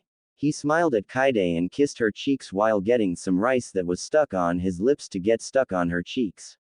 He looked down and grabbed one of the bento and popped open the top to see his bento shaped and molded and formed into a Sharingan eye. With 4 Uchiha fans on its top and bottom and both sides. He looked over to Kaide and smiled brightly. Thank you, babe. Sasuke smirked. Shut up, Sasuke, and get a room. Naruto called out in between the kisses he was giving and receiving from Ino. They sat in relative silence after the makeout sessions ended, and ate their food peacefully. The sun was slowly setting in the distance, bathing Konoha in a grand orange-red hue that seemed to calm the 420-year-olds. Naruto's fingers were tightly laced with Ino's. A small smile was spread across his face as he stared off into the villages and watched the people go about their normal business, and came to realize something. he needed to speak to Kurotsuchi about their relationship and what they should do. He realized that he couldn't hurt Ino any longer and that he needed to be there for her, especially if what she had told him was true. Naruto sighed at how troublesome the situation could get, but deigned from saying it out loud. He just needed more time to think about certain things. Not only did he have an ongoing affair with his arch-nemesis, but he also had two little siblings to start taking care of. Flashback. 3 years ago. Naruto and Kaede came dashing into the hospital room drenched in sweat from their training just a few moments ago. They barged into the hospital room and found their gorgeous mother holding another set of twins in her arms. Their father looked at the two new children with a deep happiness rippling in his eyes. Kaede was the first to dash for the children and realized that the new twins were an exact opposite of her and Naruto. The girl, Mito, had blonde hair like her father and had the pale white skin of her mother. The boy had blood-red streaks of hair that flowed through his black hair. At first Kushina was confused, but after a very long explanation from Tsunade about recessive and dominant genes in a person's DNA, Kushina ended up not understanding what the old lady had said. There is a possibility that the child could have a different hair color or mutation in her genes, despite being the child of two parents with recessive of dominant genes. Tsunade sighed. Oh, I think I get it, sort of. Kushina still looked confused, but shook it off to coo at her two new babies. It must be strange to see a woman with 17-year-old children having another child, twins no less, but she was only 16 when she gave birth to Naruto and Kaede, so it was understandable. Different times, so things were done differently. Look at them, they're so adorable, Kaede called over to her elder brother. They're going to be super strong like us. Indeed. That's because you two not only will be training, you two will also be their caretakers when your mother and I are away from the village. End flashback. Yup. That's the life. Naruto sighed. But how will Kurotsuchi take the news of my new decision? Naruto shook the thoughts from his head and turned to see Ino with a lustful look on her face. She pulled his shirt collar and began to lead him from the Hokage monument and into the seclusion of the bushes and overgrown brush and foliage at the top of the mountain face. You know, it's been a while since Ino smirked as she unclipped her dress. I'm, also, thinking of a child, Naruto-kun, we're shinobi, you know, so we'll never know when we might die. Shish. Naruto silenced her with a finger on her lips. Don't say another word, Ino-chan. She smiled brightly as the golden-haired boy pulled down her pants to reveal soaked panties. The boy slowly pulled those down and kept his eyes on the trail of juice formed from the panty all the way to her entrance. Ino moaned and blushed heavily. Naruto picked her up and began to eat her out with his near-perfect eating skills. He's had tons of practice with Kurotsuchi, not that he'll ever say that out loud. Ino moaned loudly as Naruto began to lick the sensitive nub just above the entrance to her nether lips. Her face was glowing crimson just like the sky above them. No foreplay, let's skip to the main. Ino was suddenly pushed to the ground with her pointing up and her showing for Naruto in all of its wonderful and shaved glory, dripping in juice. Naruto's member suddenly shot up as Naruto held it against the tight opening. Way ahead, Naruto grunted as he shoved the entire thing into her. Of you, Inoheim. In Iwagakure, Kurotsuchi sat on the shower floor as water pulsated over her form. She felt like shit. Hell, she even looked the part. She sat down on the floor wringing out Jibaki's seed from her. She really didn't want his kid. The only person's child that she could easily say without a doubt was Naruto's. He was strong, a wonderful lover that kept her going for hours, and the best feature of Naruto was that he could keep up with her during their fights, and she dare say, beat her on a few occasions. She just wanted to be in his embrace again. And after that strange feeling she felt when her father showed up, she still didn't know where it came from, but whatever it was, it caused her to spill secret information that could possibly hurt or get Naruto killed, which was something that she really didn't want to happen. She leaned back to let the cold water wash over her sore muscles and drench her obsidian black hair. She took a deep breath and sighed. She clenched her teeth as tears began to fall from her eyes. She hated this. She hated how quickly she was degraded to nothing but some snob's toy. He's even older than her father. Kuro wept, but the shower drowned out her cries. I really need to see him again, I just need to see him. In Taki no Kuni, the light of the moon was up, glowing the night sky in its bright luminescent white light. Kurotsuchi popped into the clearing that everything first began. She sighed at the memories and felt the cooled magma constructs littering the entire battlefield, and the large holes and compact dents in the earth brought a small smile to her face. She calmly walked over to a patch of grass that happened to have a blanket on top with indentions and stab marks showing that something heavy was placed there and swords or something with a sharp tip was stabbed into the ground. The blanket looked ruffled and had dry cum stains. It's still here, after all of those months. Kuro smiled slightly as she replayed the entire night in her mind. All the screams, the cries of pleasure and the clapping of skin in between the two of them. The emotions were overloading her mind as she collapsed onto the grass and felt the puncture marks in the ground. She drew out her katana and stabbed the blade into the ground and laid down onto the blanket laid out on the ground. She could feel him entering her body with such speed and animalistic instinct. His feral look when he'd start pumping chakra into each pump. She could feel her get wet and feel warm as the thoughts continued to linger. The overbearing scent of cum and sweat entered her nose and caused her to nearly lose it. I need to speak to him. She sat up and channeled chakra to the back of her neck once again, and within a moment, unlike the previous results, a bright yellow flash happened not too far from where she was, and from the flash came Naruto dressed in his golden armor. He had a serious expression, but he looked like he was about to cry. What is it, Kuro-chan? Naruto asked. Kurotsuchi was surprised to say the least but didn't show it. I need to talk to you, I missed you for these past few months. Kuro looked away. She sniffled as the thoughts of Jabaki came flowing into her mind, and about how abusive he is. What's wrong? Naruto asked as he pulled her in for a hug. My life is what happened. I'm married to a pedophile rapist that only seems to care about my body. Someone is watching me and somehow found out about me sneaking out and meeting you and told my father about it. What? Naruto's eyes went wide. What has your father said about it? Just that he wants to start our war with a bang, she replied. I'm sorry, Naruto-kun, but my nation comes before our love. Alright, tell me anything of importance if you can, please. I don't want us to be forced to kill each other. Naruto quietly pleaded. Understood, but hey, we'll have to be more careful when we meet, Kuro said sadly. We'll have to cut down on our meetings. I agree, Naruto replied. The speed of his response made her heart pang with hurt. Her eyebrows furrowed slightly. I have a wife whom of which that I'm starting to fall for, and I'm pretty sure that your husband is going to get suspicious. Kuro's lips twitched slightly as she looked away. What is he trying to say? Understand, Naruto said with a commanding tone. No one can ever know about what we've become. If a war breaks out, we'll have to cease all communication with each other. Is he trying to kick me from his life?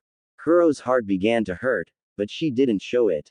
The two have been having a secret relationship together for the past 3 years, and throughout that relationship, they gave each other everything: food, training, information, stories, and even their virginities.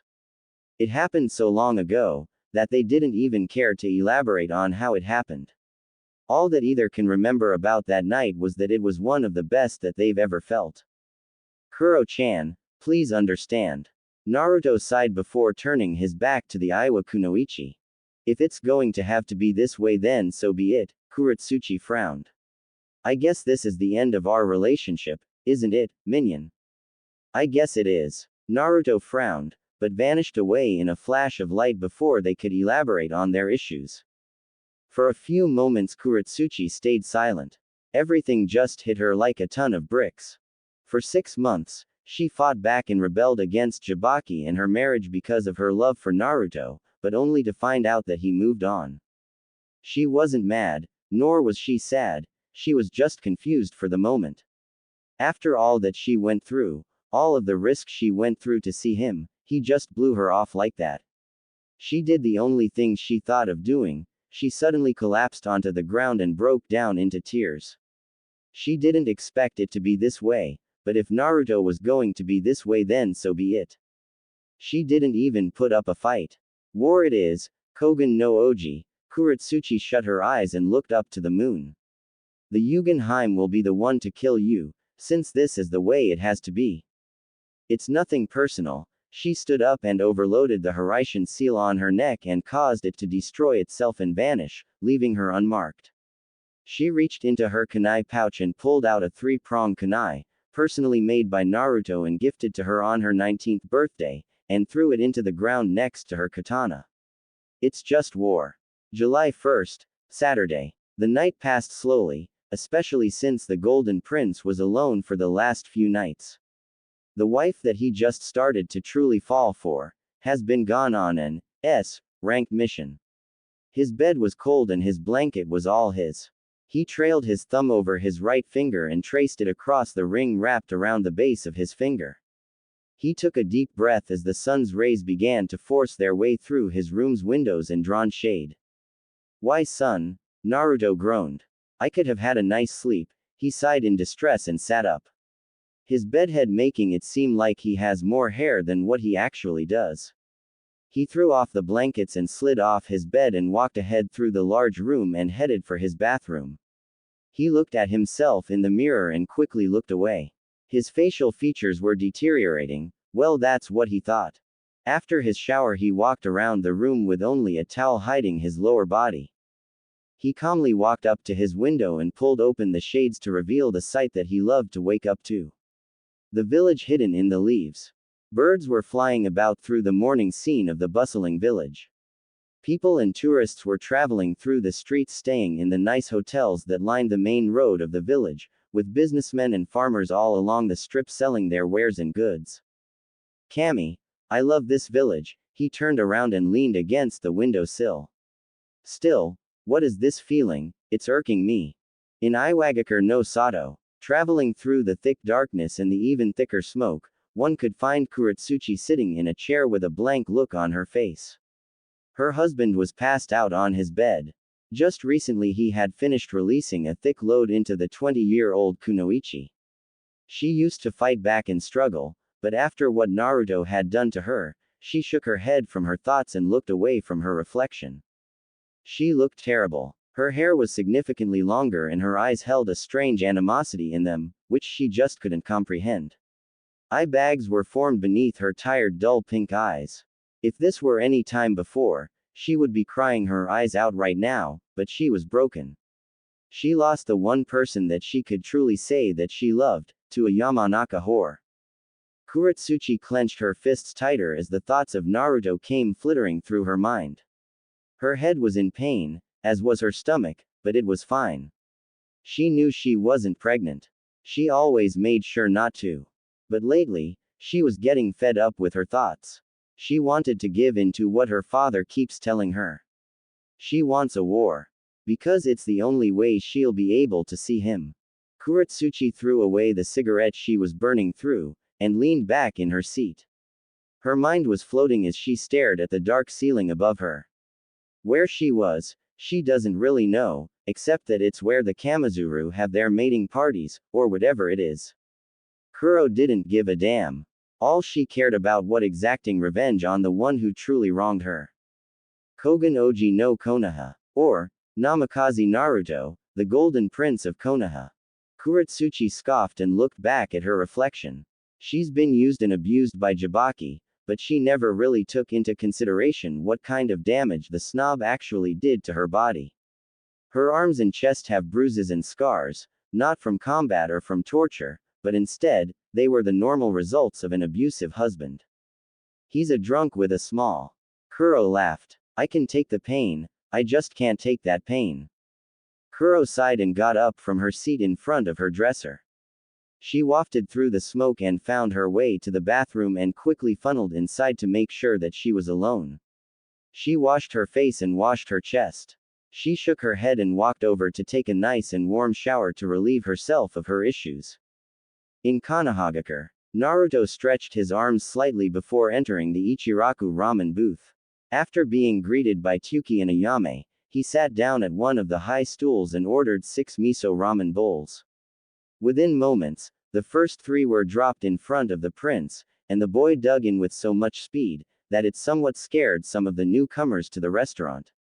Once Naruto finished his meal, he slapped down enough to pay for his food and their rent for the next month. Once Tsuki realized this, he freaked out and told Naruto that there was no need for that, but the Golden Prince reassured that it was like a present for being such good chefs. He flashed the 2 business owners a small smile and headed out onto the strip. He placed his hands into his pockets. A slightly bummed expression was spread on his face as he looked around at the people of the strip. Once they saw the golden-haired, whisker-faced prince, they dropped down and bowed as deep as they could. Women quivered, men trembled, and children were awe-stricken. The Namikaze Senju paid no attention to it and sighed. It wasn't that he didn't like the attention, it's just that all of the glances of endearment, the praise, it got old after a while, and it only served to show who the most trustworthy of your friends are. Naruto flashed a small grin and walked off to nowhere in particular and looked away with his eyes shut. It was too early to be thinking about all of those depressing things. Maybe some training is in schedule for me, what do you say, Kurama? Naruto asked. I would like some training, Kurama replied with a smirk. We still need to work on that damn Biju cloak of ours. Yes sir. Naruto flashed away from the street and reappeared in the middle of his old training ground. Training Ground 7. The memories of when he was still just a young prince in training flowed into his mind as the breeze flew in, blowing through his unkempt hair and loose kimono sleeves. After relishing in the breeze, he took a deep breath and pulled the reins on his nerves and had a new face filled with determination and resolve. He hunched over with his hands on his knees as he called upon the synchronized chakra of his Biju. The effects were beautiful. His body burst into yellow flames as black seals grew on his skin and spread from the seal on his abs and up to his chest. The seals spread from there, down his arms and stopped at the back of his hands. A haori made from chakra spread off of his body and the seals continued to spread. He was bathed in the greatest golden light anyone has ever seen. Seems fitting since he is the Golden Prince. He smirked to himself and looked around the battlefield and 20 clones formed. Each clone glared at each other and the original. With a quick flare of chakra, the 21 Narutos vanished in a blast of golden light. In Iwagakure, Kurotsuchi narrowed her eyes at her opponents. There were 2 of them. One was a giant with the same pinkish eyes as she did and the other was much shorter with the same black eyes of her father. The black-haired lava princess stretched and popped her back before continuing the stare down. Her 2 brothers only received 1 Kekkei Genkei, while she herself received 4. Her giant opponent was her elder brother, the Steam Prince. He was wearing his battle armor with red metal plates forged together, but still gave him mobility. On his back was the furnace he would channel chakra into to force steam from the open ends. He wore a giant hat over his head with the Iwa Hittite metal plate added to his hat. He stood with a pose and kept his right hand in his open chest kimono. The smaller opponent was a redhead with a kimono on. He wore the standard wear of an Iwa Junin, so the young boy wasn't so special in the style department. His red hair was held back in a ponytail tied together by a black strap of cloth. Covering his forehead and most of his face was a large helmet like Hittite. He stood with a more reserved and scared defensive stance, unlike his elder brother. Well then, Rushi. Han. Kuro smirked. Come. The 2 Jinchuriki charged forward with the chakra of their Biju shooting off in waves. Kurotsuchi was in perfect sync with her Biju and 8 wolf tails shot from her back and smacked the 2 Jinchuriki away from her, causing both of them to crash through trees and get forced through the ground. She looked at her 2 siblings with an apathetic look. While she herself was degrading into darkness, her Biju was trying her hardest to calm her container down. Kuro, though, paid no heed to the Biju within her. Her eyes were no longer a dull color, but instead, they were exploding with hatred and fire. Her fists began to glow as her body temperature and chakra began to heat up to levels unknown before. Lava soon formed her bones, and then her muscles, and it spread out to form her skin. Her vivid eyes widened out into 2 bright lights on her face as the lava armor continued to take over her body. She growled at her youngest brother since he was the one who stole the technique from her in the first place. She charged forward with a burst of speed and formed a blade of lava that extended from her palm. Just as she closed the distance between herself and her brothers, she held the blade steady, just millimeters from his skin. Han got up and charged her with his special taijutsu with steam building up in the fists and feet. He sent a heavy hook, but Kurotsuchi dodged and sent a side kick, knocking the man back a few feet. She withdrew her blade and dashed with chakra expelling out of her legs. The distance was closed once again. She sent a punch for the giant, but Han blocked the attack. Kurotsuchi expected this and sent another strike to his abdominals with her right foot, but Han let go of her fist and blocked her foot with his arm. Kurotsuchi smirked and brought both of her hands around and smashed them on both sides of Han's face, bursting his eardrums. As he stumbled, Kurotsuchi landed and sent a few well-placed punches and sent off a furry tail to smack him away, leaving her with her lava-release brother. Yuten. Shikugaryugen no Jutsu. Rushi shot off 50 large balls of superheated balls of drying magma towards his sister. As this happened, Rushi himself went into his lava armor technique and charged for his sister. Kuro dodged and weaved in between each attack and even punched a few back towards her brother. The girl wasn't going to have any shit today. She was pissed off at Jabaki, of course, she was pissed off at her father, she was pissed off about her village, and most of all, she was pissed off at the goddamn Kogan no Oji. She shook her head of thoughts about the boy. If she thought of him, she might end up messing up and losing against her little brother, which was something what was never going to happen. Rushi sped forward and sent a heavy haymaker towards her jaw, but she evaded the last second and sent her own hook towards the lava-armored shinobi and hit his weak spot. Just below the lower left ribcage. The attack was strengthened with a large amount of her own and her Biju's chakra. The result was a massive blast that sent the boy flying into the sky with a trail of smoke and strands of chakra flying off of his singed clothing and armor. She hit so hard that his crown-like Hittite snapped off of his forehead and cracked the moment it hit the ground. One more. She growled slightly and turned her attention to her elder brother and found that he was already entering his Biju state. A white tail with a large flame coming off the end was extended from behind. The giant charged forward with the intent to kill his little sister. His fist was drawn back with fire building up in his fist. He punched but Kurotsuchi dodged and sent a kick at her brother and sent him back again. The black-haired girl shook her head at how dull it was to fight him. Suddenly, Han pulled out his trump card and began to go through katas for calming and drawing out his chakra without using hand seals. He shut his eyes for a good 10 seconds before punching at Kurotsuchi, despite being nearly 10 feet from her.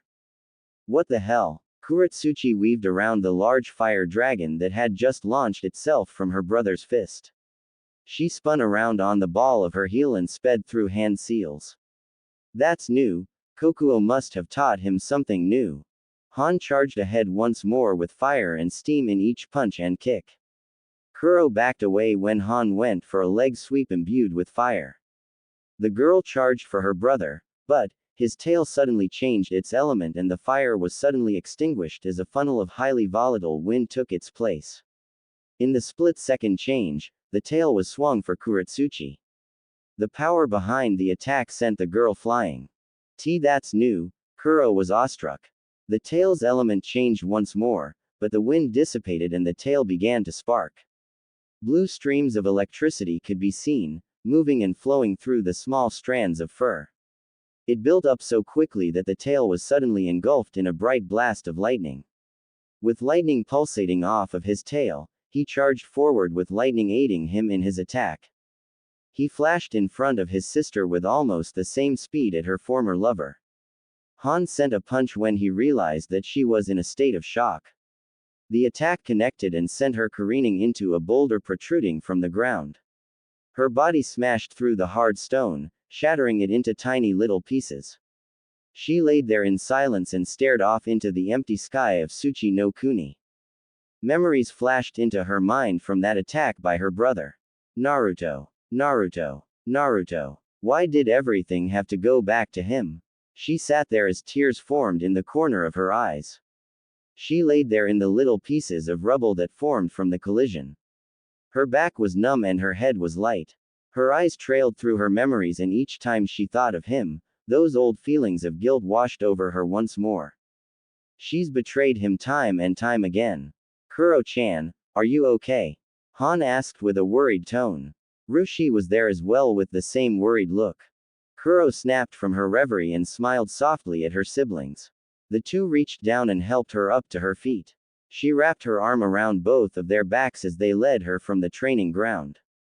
God, I'm so happy I have such caring brothers. I wonder what would happen if I told them about Jabaki and what he really does. July 10th, Tuesday, midday. Han. As my top strategist and my eldest son, I am curious if you have a plan on how to enter the Uchiha compound during the party. Kitsuchi said. The Tsuchikage sat down on his knees on an elevated platform. Below the platform was a large map of Tsuchi no Kuni and Hai no Kuni with their troop placements and fortresses and outposts. There were 200 pieces that represented Iwa's troops and nearly 1,000 for Konoha. The thing about Iwa's troops was that nearly half of those pieces were in Hai no Kuni over the border of their nations. With a quick analysis, one would think that Konoha would have better border patrol to watch over their territories. On either side of the map were 3 people. Each person wore Junin vests of Iwa and wore body armor. The man to Kitsuchi's immediate right was named Kazushi Hora, first commander of Iwa's 1st Battle Division. To Kazushi's immediate left is his twin brother, Junichi Hora, 1st commander of Iwa's 2nd Infantry Division. To finish the right side of the meeting was Guro Yasuda, 1st commander of Iwa's Special Infantry Division. Opposite to Kazushi is Ganshiro Tanji of the Tanji clan and commander of Iwa's 1st Shinobi Battle Division. Next to Kazushi is Rei Tsuchida, the only female commander present. She is in command of Iwa's Special Explosive Division. Next to her is Kojiro Teramoto, commander of Iwa's 2nd Shinobi Battle Division. Up with the royal family, Kitsuchi sat on his high throne. Next to him on his right is Kurotsuchi dressed in her battle armor and traditional Iwa kimono underneath. On Kitsuchi's left is Rushi. He too was wearing his battle armor. Traditionally, Rushi wouldn't be allowed into the meetings, but since his elder brother was going to be in command of the operation, Rushi would be taking his place as left-hand man of the Tsuchikage. Indeed, I have a plan, father. Han replied. As you know, the 21st birthday of Uchiha Sasuke is coming up. The men and women present nodded their heads in understanding. Han walked onto the map spread out on the floor and pulled out a pointer and looked at the different pieces placed throughout the land of fire and the land of rock. As it stands, that is the only time that both the Senju and Uchiha are weak. Han said. With the information that my little sister was able to obtain from the Golden Prince himself, she was able to determine a way to get in. If you may. Thank you. Kuro stood up and took the point and brought up a map of the Uchiha compound. Currently, we have 300 spies and sleeper agents in or in the vicinity of Konoha and her walls. The intended target of this assault is the destruction of the Uchiha and Senju clan. There was a collection of gasps. Rei and Kazushi were surprised at the princess's audacity, while the others merely shook off the surprise and smiled slightly at the girl of true Iwa descent. My brother and I will be leading the mission. It is non-negotiable, Kuro said just before her father could protest. It will be a long mission, lasting for a few weeks. Our plan that we devised together is that we will go into the village under the guise of party caterers. What? Ganshiro asked in surprise. Caterers. People who bring in cakes and food. What do you think? Kuro asked. But the food will be poisoned, and the cakes and other party-type things that they might have planned will have weapons hidden in them for when we strike. There was a silence that took the meeting. Kitsuchi looked at her and signaled her to continue. The poison will be slow-acting, first attacking their nerves, and it will cause them to become delirious and spastic. Once everyone is affected, that is when our sleeper agents and spies will break from their disguise and start cutting down the Uchiha. Han and I will handle the head family of the Uchiha. Kuro said. Not only will we be getting help from the agents that we already have in the village and all over Hai no Kuni, but there are also factions within Konoha that want the Senju gone from power. Can we trust these factions? Junichi asked. I do not know. I don't even know who they are, but they promised aid and they were even willing to send some people to help us sell our cover. Kuro said, handing the commanders the scroll. Looks of surprise and a few gasps were even heard. Surprised looks were on many of the commanders' faces. Even Kitsuchi was surprised when he looked at the scroll in his hands. He looked at his daughter with a nervous look and then to his son for a sign of agreement with his little sister. Han merely nodded at his father and motioned for Kuro to continue. Anyway, back to the plan. Kurotsuchi walked back to the map of the Uchiha compound. For this operation, we will need false documentation, false identification, false everything. We will need to sell the cover to the Uchiha or Senju when they come to us for catering. What is the cover for your party catering company? Ray asked. Miki Muranaka Catering Company. Family owned for the last 83 years. Kurotsuchi said. Han's cover will be Heizo Muranaka, the current owner of the business and elder brother of Satomi Muranaka, co-owner of the company. How will we strike? Guro asked. The signal for the attack will be when the shamisen begins to play. Kuro said. Once the song begins, our spies and agents in disguise will burst from the shadows and slaughter as many Uchiha and Senju as we can and as fast as we can. We will need to be fast because once the attack begins, the Hyuga police will be on the scene within an hour. All escape routes have been planned out. Han said, taking over for his younger sister. The attack force will split into 5 different groups. He took his pointer and pointed to the different exits and entrances and rooftops to escape from. One was straight through the highest window of the highest tower in the compound. In the situation that any of us falls behind, we will die before we are taken prisoner. Han said with little emotion or remorse. The casualty rate that is projected for this operation is, at a minimum, 80% casualty rate. There was another collection of gasps, but the others reined their emotions and continued to listen intently to the prince's plan. The operation will begin tomorrow, and the false documents are to be expected to finish by tomorrow as well. Kuro said. We contacted our sleepers and spies and filled them in on the operation. The commanders of each cell in Hai no Kuni agreed with the operation specifics. They are getting false identities for us as we speak. Kitsuchi nodded his head and looked at his war council and looked at his 2 eldest children and scratched his chin before nodding in agreement. Rushi pulled out the official mission scroll and stamped it with the royal seal of the Yamauchi clan, before sending it off to the documentation department of Iwa. Head to Hai no Kuni immediately, you two. Kitsuchi said. In Konoha, 7 p.m. Okay. So here's the game. Naruto listened intently to his 2 favorite comrades. Kotetsu and Izumo. You drink till you drop. Whoever is left standing, wins. I'm game. Naruto smiled with a smirk. So am I. Kaide said with the same smirk. Oh really? Naruto asked with a raised eyebrow. Yes really. Kaide replied with a growl. We are the same age, so you can't say shit about me being too young. I never thought of it. Naruto sighed. Bring her in. 3, 2, 1, go. Naruto, Kotetsu and Izumo quickly dived for their sake heavy liquor, while Kaide was drinking hers at a quick pace. She savored the flavor and the slight burn that the alcohol gave her. She looked over to her twin brother and shook her head as he downed his 8th bottle of sake. Kotetsu and Izumo were awestruck at Naruto's drinking ability and immediately called over the rest of Naruto's teammates. At the start of the operation to fight back and stagnate Iwa's advances through Kawa no Kuni and Taki no Kuni, Naruto requested a unit of highly specialized shinobi to be a part of his special unit of shinobi known as the Golden Knights or the Kogen no Kishi.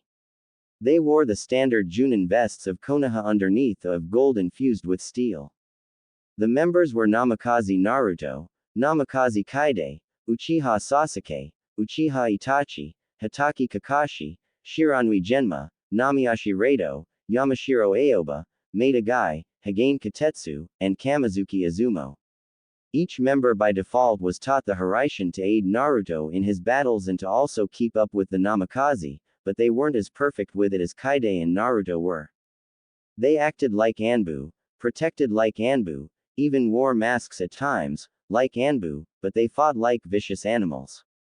Each of their specific skills are powerful and accentuated each other like a well-oiled machine created for the specific job description of destroying their enemies. They were virtually unstoppable, at least, that was until Kurotsuchi came along with the Black Cloaks, or the Kuroi Manto. The Kuroi Manto moved swiftly like a disease through the forest with their black shrouds shadowing the land around them.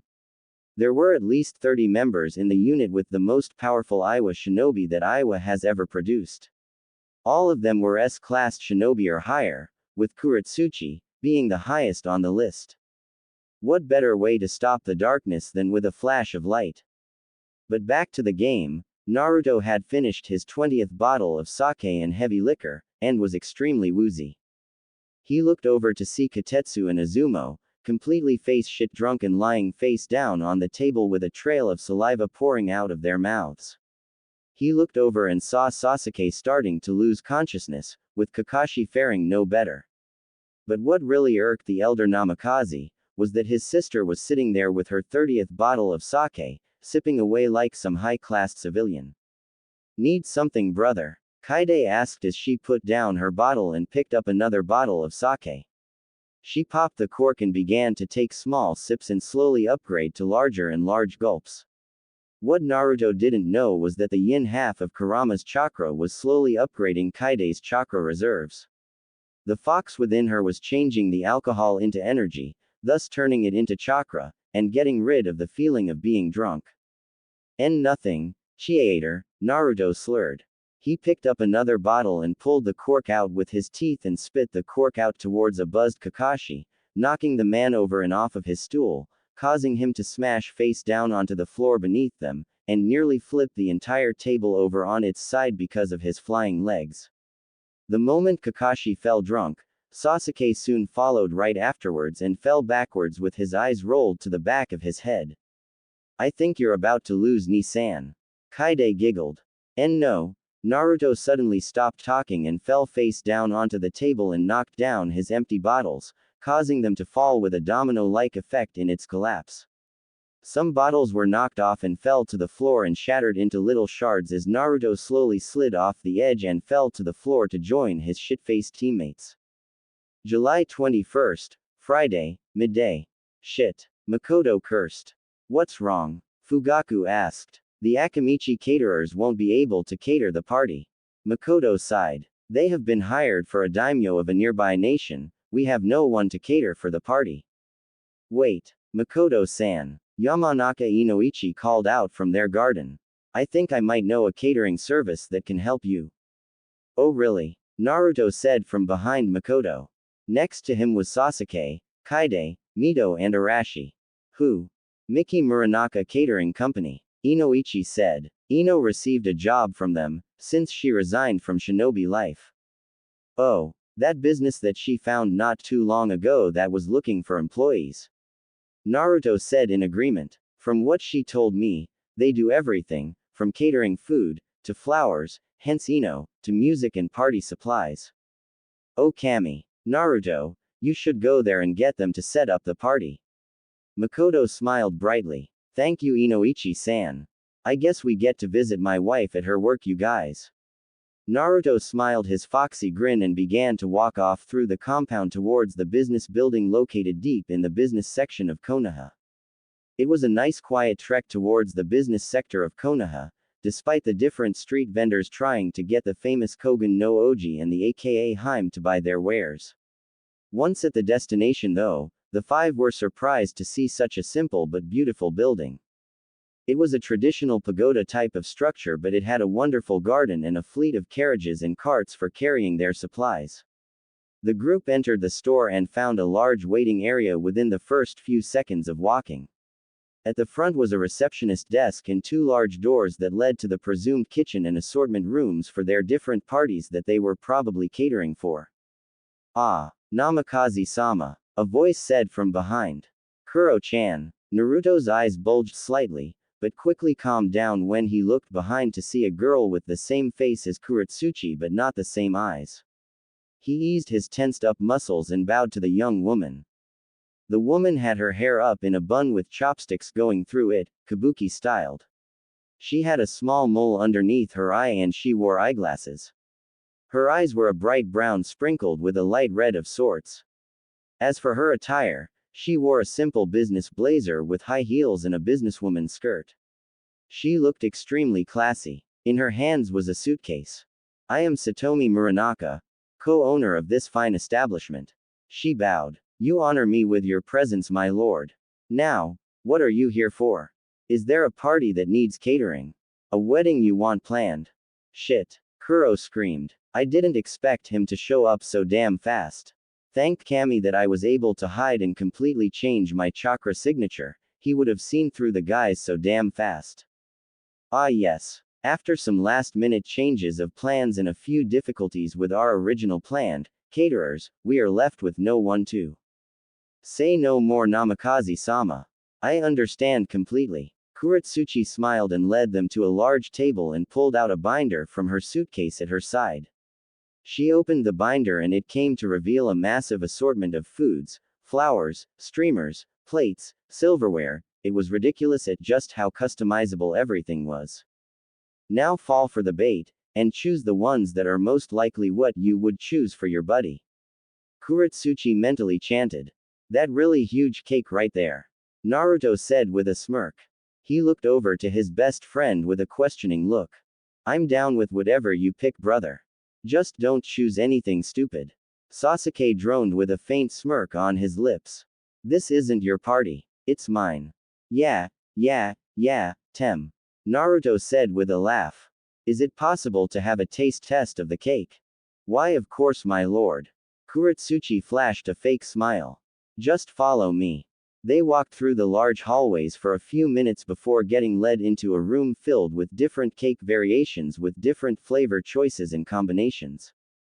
Just the smell was enough to cause the 4 Namikaze present to drool. He's still as cute as ever though. Kurotsuchi thought sadly. That damned Yamanaka harlot got lucky is all, tch. Why do I still love him? So, you there? Naruto asked while waving his hand in front of her face. Kurotsuchi awoke from her thought-induced stupor and looked at Naruto with a confused face. She then realized that her cheeks were burning hot and she was blushing up a storm, even though she tries her hardest not to. She looked with fearful eyes before turning away from Naruto and grabbing a sample of the nearest cake and shoving it into Naruto's mouth in an attempt to play it off. Too close, Kuro thought. Wow. Naruto smiled with his eyes shut tightly. This is really good. Huh. Kuro looked behind her and stared at the cake sample she just gave him and held back a giggle. The cake was an experimental cake flavor called Ramen Delight. Oh Naruto, wait, no, I just realized that he'll be at the party. Hey, Sasuke can I please choose this flavor? Naruto asked with stars in his eyes. The Namikaze siblings then went ahead to try the cake and were immediately put under the same trance that their elder brother was in. Sasuke though growled and shook his head. Do you by any chance have anything tomato flavored? Sasuke asked with a slight tinge to his cheeks. If there was anything that gave him an orgasmic overflow of emotions, it was tomatoes and hentai. Mainly tomatoes though. Why yes I do, Uchiha-sama. Kuro smiled and led them towards a large cake with a sample slice. Sasuke quickly grabbed a sample and scarfed the sample down his throat and made one loud and deep-sounding gulp, that made a few of the people present gag slightly. Now that is delicious, Sasuke said looking at them with a slight chibi look to him. Let's get both. Okay. So when is the party? Kurotsuchi asked with a notepad drawn out and a pen in her hand. Gah, I'm so stupid. Naruto mentally laughed. In 2 days, I'm so sorry that it's on such a short notice. Nah. Don't worry Namikaze-sama, Kurotsuchi again said with her fake smile plastered on her face. We'll get to it immediately. Okay, now that the cake choosing is done, let's choose the actual foot and main course of the party for the people.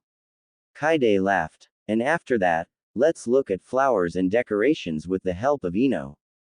July 23rd, Sunday, 8 p.m.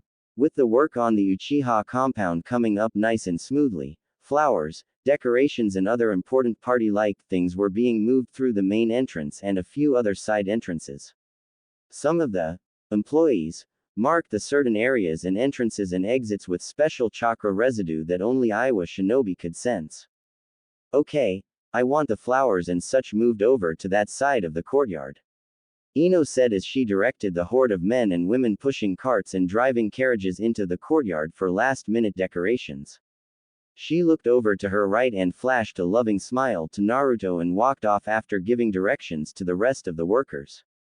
Naruto himself was helping out with shadow clones, as was his twin. As it was, they had already gotten much of the party set up. All they had to do was move the food into place.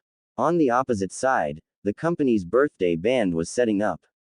The strange thing was that there were more flutes and drums than strings. Actually, there was only one samisen set up on the stage, which was strange, since there's usually 2 or even 3 on stage. But it wasn't enough to be wary about. Suddenly 2 extremely soft arms wrapped around Naruto's waist. Naruto gasped slightly but turned to face his wife and smiled brightly.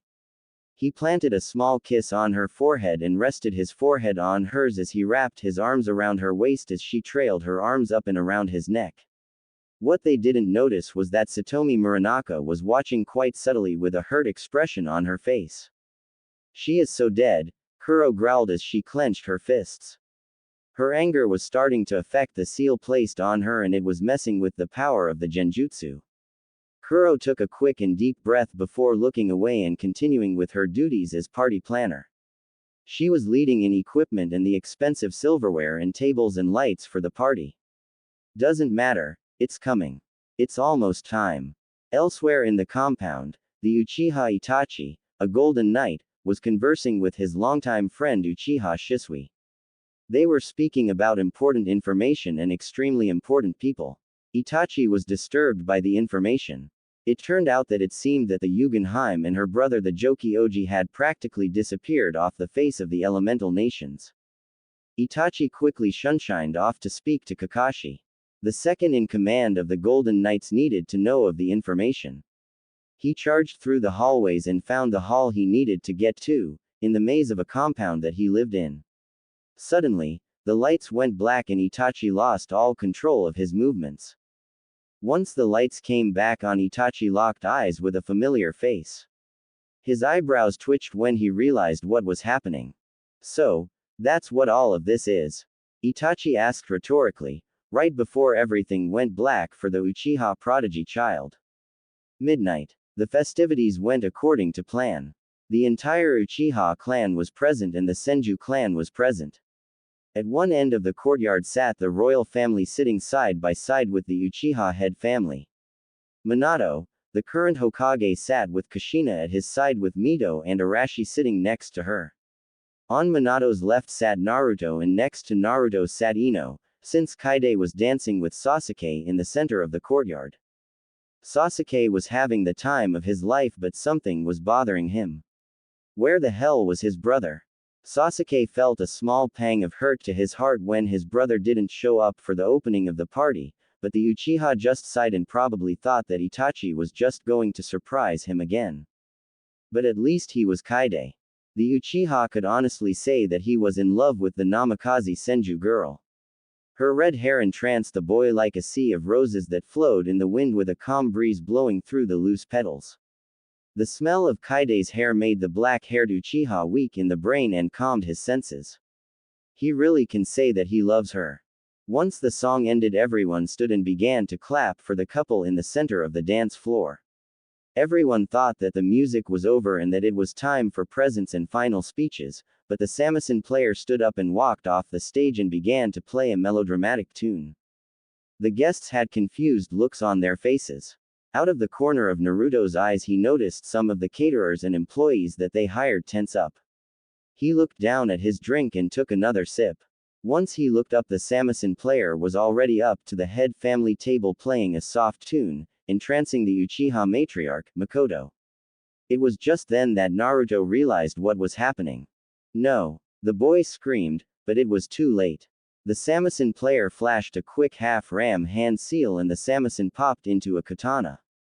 The fake musician swung the katana and beheaded Makoto in one fell swoop. All around the courtyard, the employees and workers popped into smoke and charged for the buzzed or drunk clansmen of the Uchiha and Senju. Knives, swords and daggers were drawn as the assassins dug their weapons into the off-guard members of the clans. Uchiha were slaughtered left and right as blood was spattered across the party room. Suddenly an assassin came too close to the head table.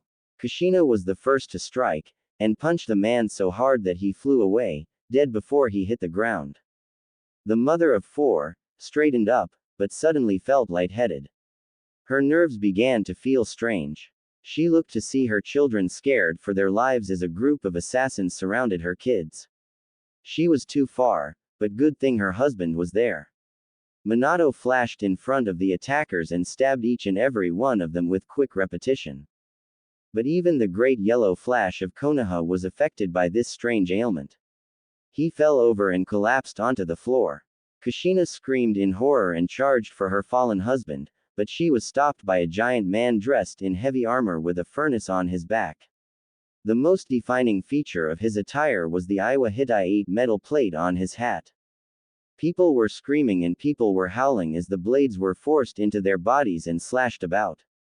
Men, women and children all faced the same fate, death. And a painful one at that. Kurotsuchi smiled slightly, but felt a small pang of guilt hit her heart. I've listened to Naruto-kun preach about world peace too much, then her target was seen. The Yamanaka heiress, Yamanaka Ino, was being protected by 3 Naruto clones. The assassins battled it out with the already faltering Namikaze as he was starting to show weak points in his defense. Just as the massacre was reaching its peak, the doors that lead to the main house of the compound burst open to reveal a shirtless Itachi with scars all over his body. His eyes seemed to have been ripped from his head.